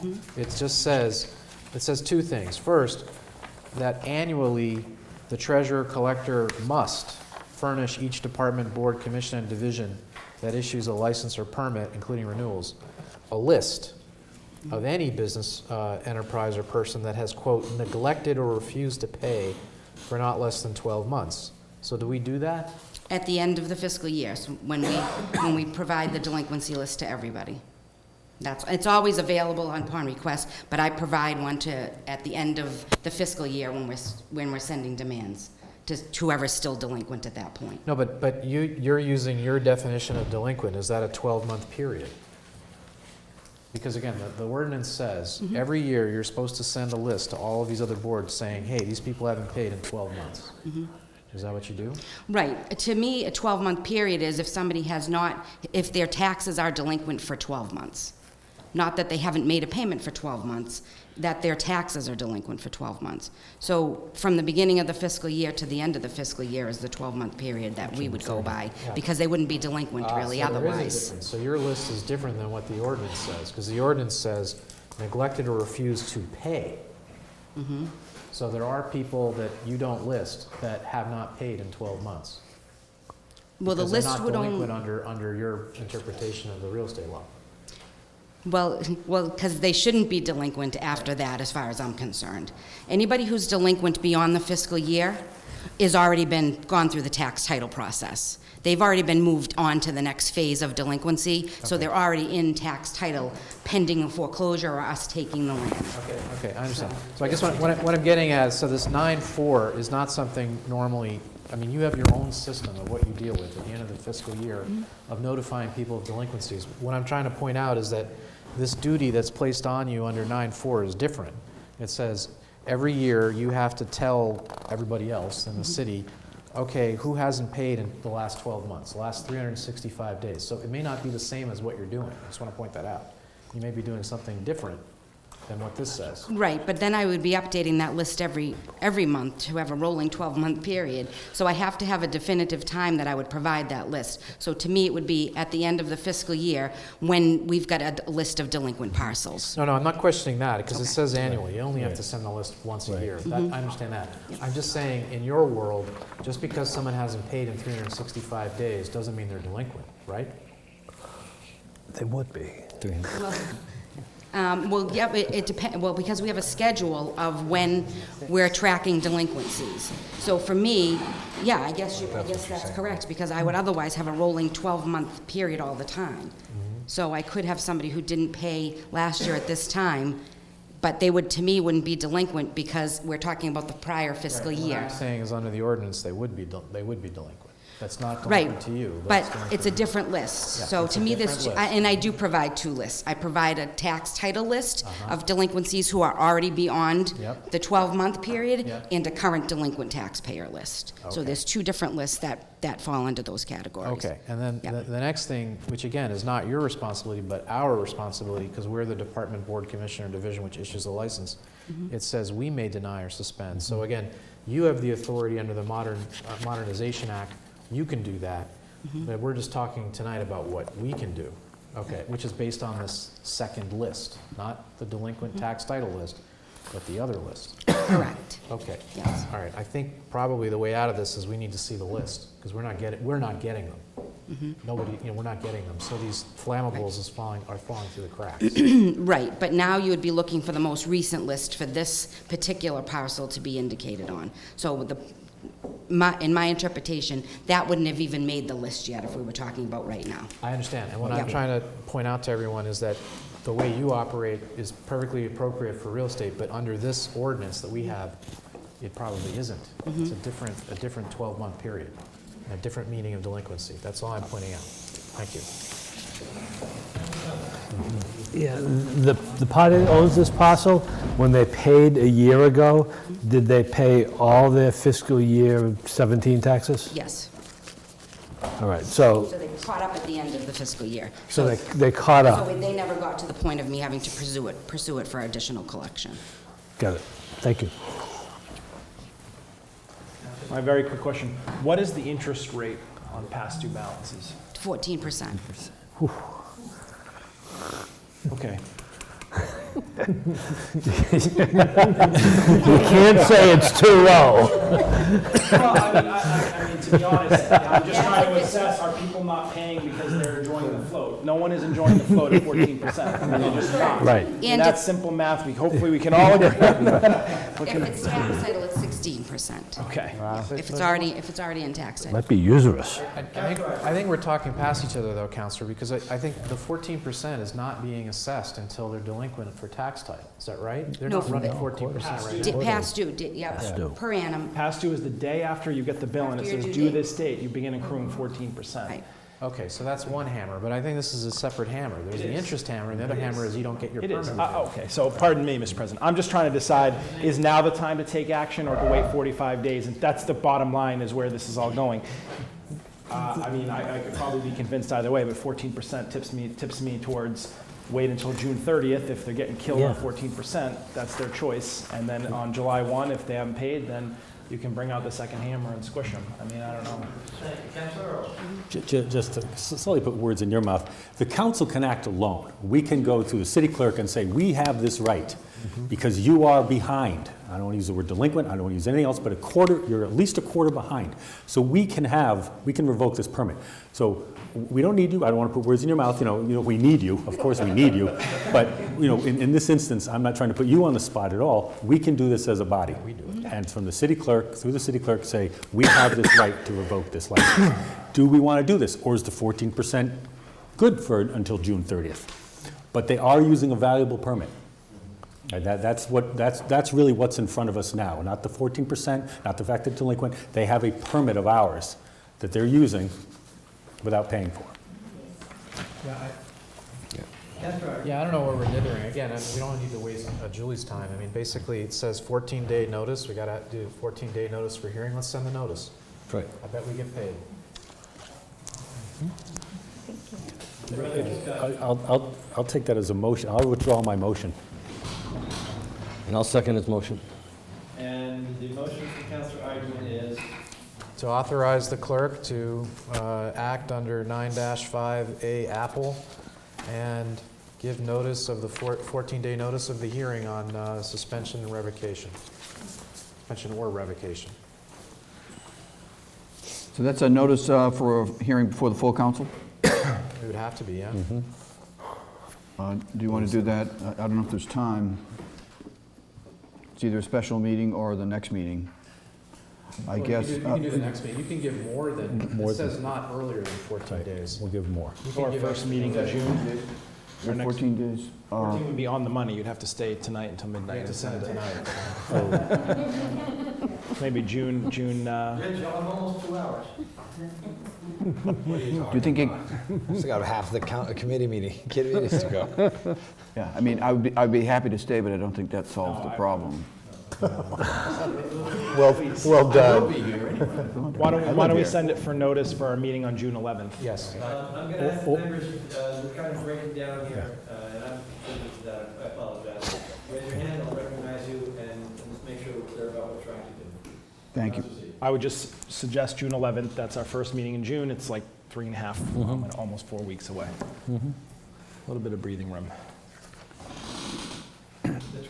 I believe the motion on the floor has been offered that the clerk is instructed pursuant to 9-5A as an apple to send a notice, a 14-day notice of a hearing that will be held here in the city council before the next meeting at maybe 7:15? 7 o'clock. 7 o'clock on June 11th, 2018. I will send that out by registered mail tomorrow. I'm sorry, that's a motion. It's a motion. We haven't voted yet. No second. No, that's It's seconded by Councilor Bryan. I guess I would have to ask the treasurer that the city clerk gets informed if we do have a check, so we're not scheduling a meeting that we're not going, or hearing that we're not going to have. Thank you. Or any other arrangements, if they make arrangements. Right. Treasurer and I are in daily contact.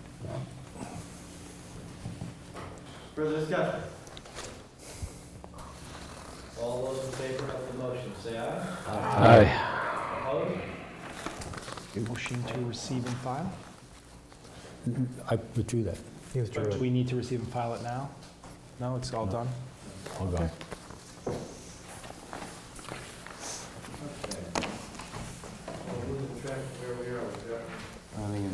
And there'll be nothing, We already had one taken out tonight. Nothing else. Andy's coming in. Planning and development. Oh, boy.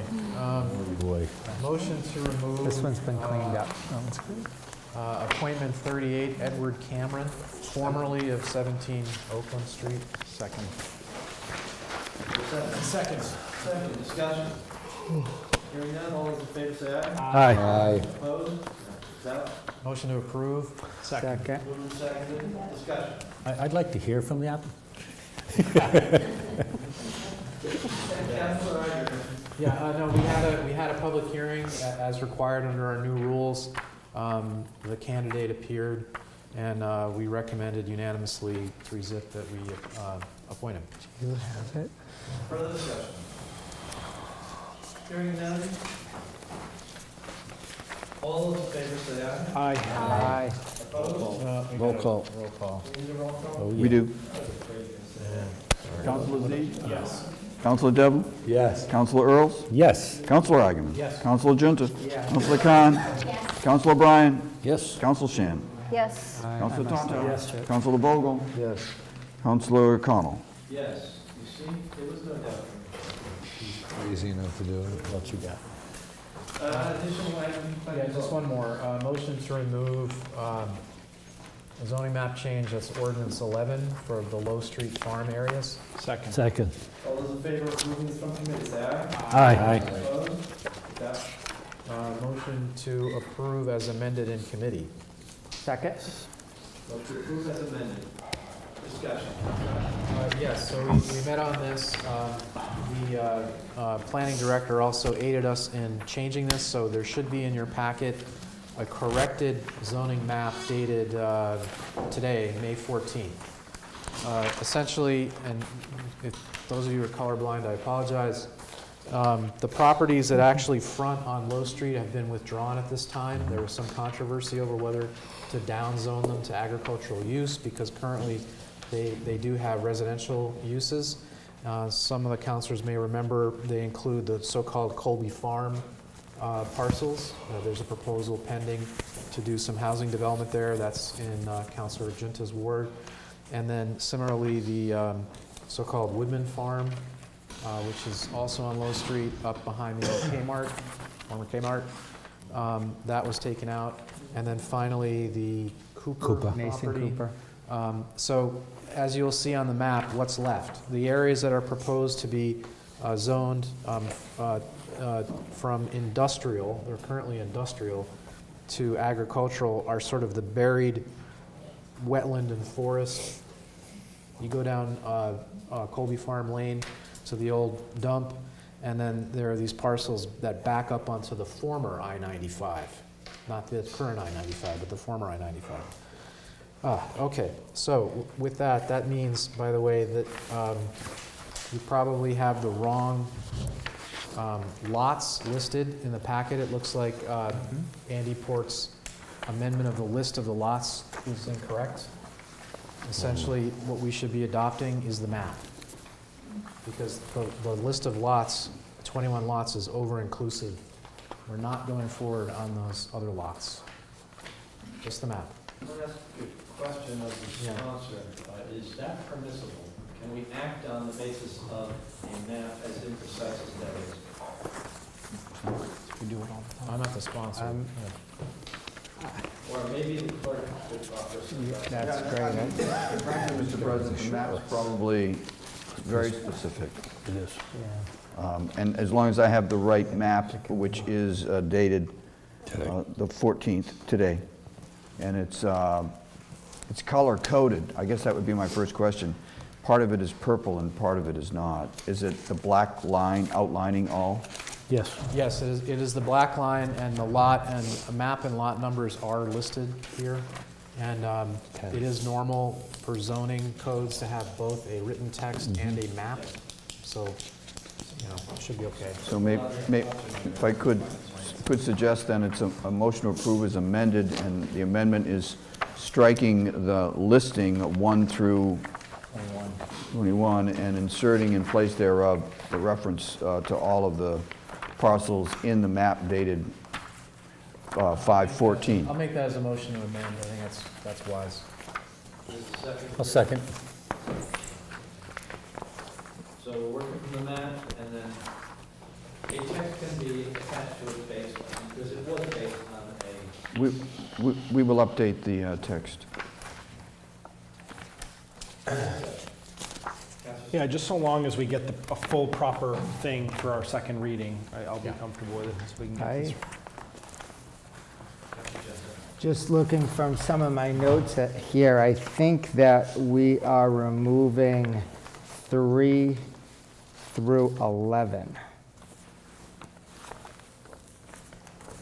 I think 3 from 11 should be removed. Again, I'm just working through my notes here quickly. I think 1 and 2 are removed as well. 1 and 2 also? Yeah. Okay. Let's not do this on the fly. There's 10, so. Well, let me ask the chair, there seems to be some uncertainty about what we're doing. We can't be clear on this. Is there any time sensitivity on this? Unfortunately, there is time There is, sensitivity. So I would urge the council to go forward with it. I mean, really, the map is sufficient. Frankly, the listing of the maps and lots is belt and suspenders. You don't need it to satisfy Chapter 40A or procedural due process. It is enough to give notice to the world by referencing the map, and we have the black outline. And I'm very comfortable with it. I've looked it over carefully. There isn't a single lot that touches on Low Street here. These are all back lots. So, sorry, just to clarify, so the parcel at the top, 109-3B, which is not purple, but within the deep black, within the dark black line, is included in this amendment? Yes. It is. I'm sorry. The difference is if you look at the key, so there are things that are industrial in purple and things that are residential in yellow. Got it. So for example, you'll see here, this is the former Cabot Stain facility.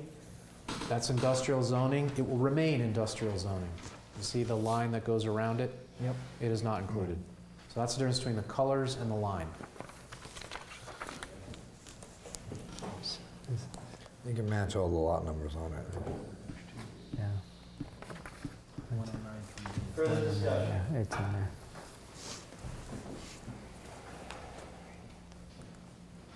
Hearing none, take a roll call on this, please.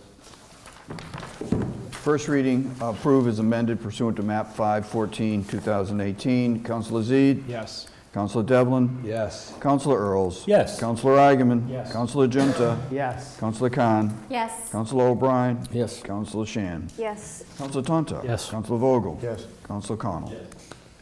First reading passes. Mr. President, I got one more. Oh, you lied. Motion to remove ordinance 1, medical marijuana zoning map dated June 8th. Not in the packet. It's not in the packet. Packet, yeah. Well, I just want to receive and file it. Motion to suspend the rules. Motion to suspend the rules so we can receive and file this antiquated, irrelevant ordinance. Second. Just to be clear, Council, I'm sorry, the ordinance number is? It's 1.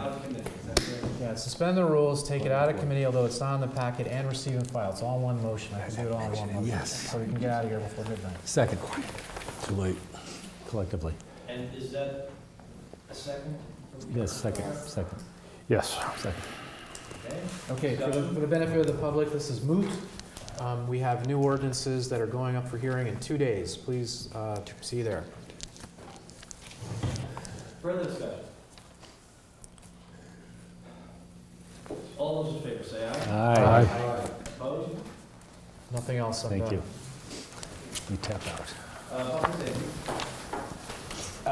Yes, motion to remove communication 30-4/30/2018. Move to remove communication 30. Lions Club, Yankee Homecoming. Lions Club, Yankee Homecoming. That's the number of motion. All those in favor of taking that, Aye. say aye. Aye. Opposed? No, it is that. Motion to approve. Second. Second. Discussion. We met with Bob Kolomicki. Point. That might be too far. No, now I can actually read without my glasses. They are, this is their 59th year of running this race. There was nobody here who had any questions from the public nor from the counselors. They've run this, a lot of us have run it, because I've seen you out there, and it's a good race, and they have all their appropriate sign-offs and insurance, and they are very experienced at doing this. So it came out 2-0, recommending approval. Further discussion? Hearing none, all those in favor say aye. Aye. Opposed? Everything else? Motion to remove communication 35 dated 4/30/2018. Move to second, remove from committee, communication 35, all those in favor say aye. Aye. Opposed? No, it's that. Motion to approve. Second. Second. Move to second to approve. Discussion, This is the 3rd year that they are running this. I have attended it myself. It's all neighbors are invited, including neighbors from the 2 next streets over. They go approximately 3 to 9 o'clock. It is a street filled with young children, so it's games, slip and slides. There's no alcohol permit. They haven't had any issues, and I think I know about half the people on the street, and they're all good people, so there was no questions. It came out 2-0. Further discussion? Hearing none. All those in favor say aye. Aye. Opposed? Motion to remove Communication 37 dated 4/30/2018. Second. Moved and seconded to remove communication 37 from committee. All those in favor say aye. Aye. Opposed? Motion to approve. Second. Moved and seconded to approve. Councilor Devlin. I had a great conversation with Catherine Brown at Riverside. This is their 7th year doing it. They haven't had any issues. They work with Lieutenant Samasco. He volunteers and helps them get across the only difficult places in Parker. My next note says Barry has the insurance, so that's what I was told, so we just need the insurance for the package. That was a condition. Councilor Canal also, I think, participates in this and rides in it. There are no road closures. Most of it is out of Newburyport. And then afterwards, when they come back to the Mark Ritchie Woodworking and the Riverwalk Brewery, and they go inside. So they have a 10-miler, a 25-miler, a 32-miler, and a 62-miler. The money goes to Dana-Farber. They expect 150 attendees, and they are done, I think she said by 1 o'clock, and inside. Came out of committee 2-0, recommending approval. Further discussion? Hearing none. All those in favor say aye. Aye. Opposed? Thank you. That's all we have. The other one's not coming up. Thank you. Any mobile light? Motion to remove order 008, mobility clinic location 129. Second. Moved and seconded. All those in favor of removing this from committee say aye. Aye. Opposed? That Motion to approve, pardon me, motion to receive and file. Second. We've kind of been winding around on this one, and unfortunately, this order is a no-go, so just want to receive and file to get it off. You'll notice that Communication 122 is not going to come out tonight, working with the administration to get that out, although plan to do it tonight. So maybe next time, stay tuned. So receive and file, order 008. Say goodbye to an old friend.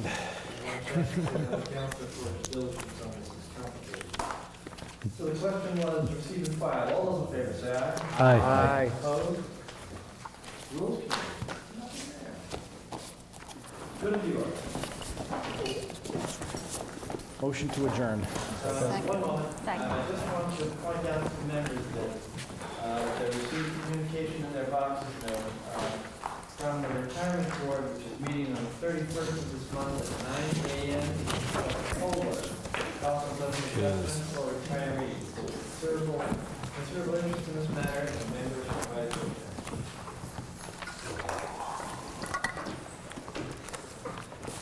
Any other good in the order? Already had a motion to adjourn. Entertain a motion to adjourn. So moved. Second? Second. All in favor, say aye. Aye.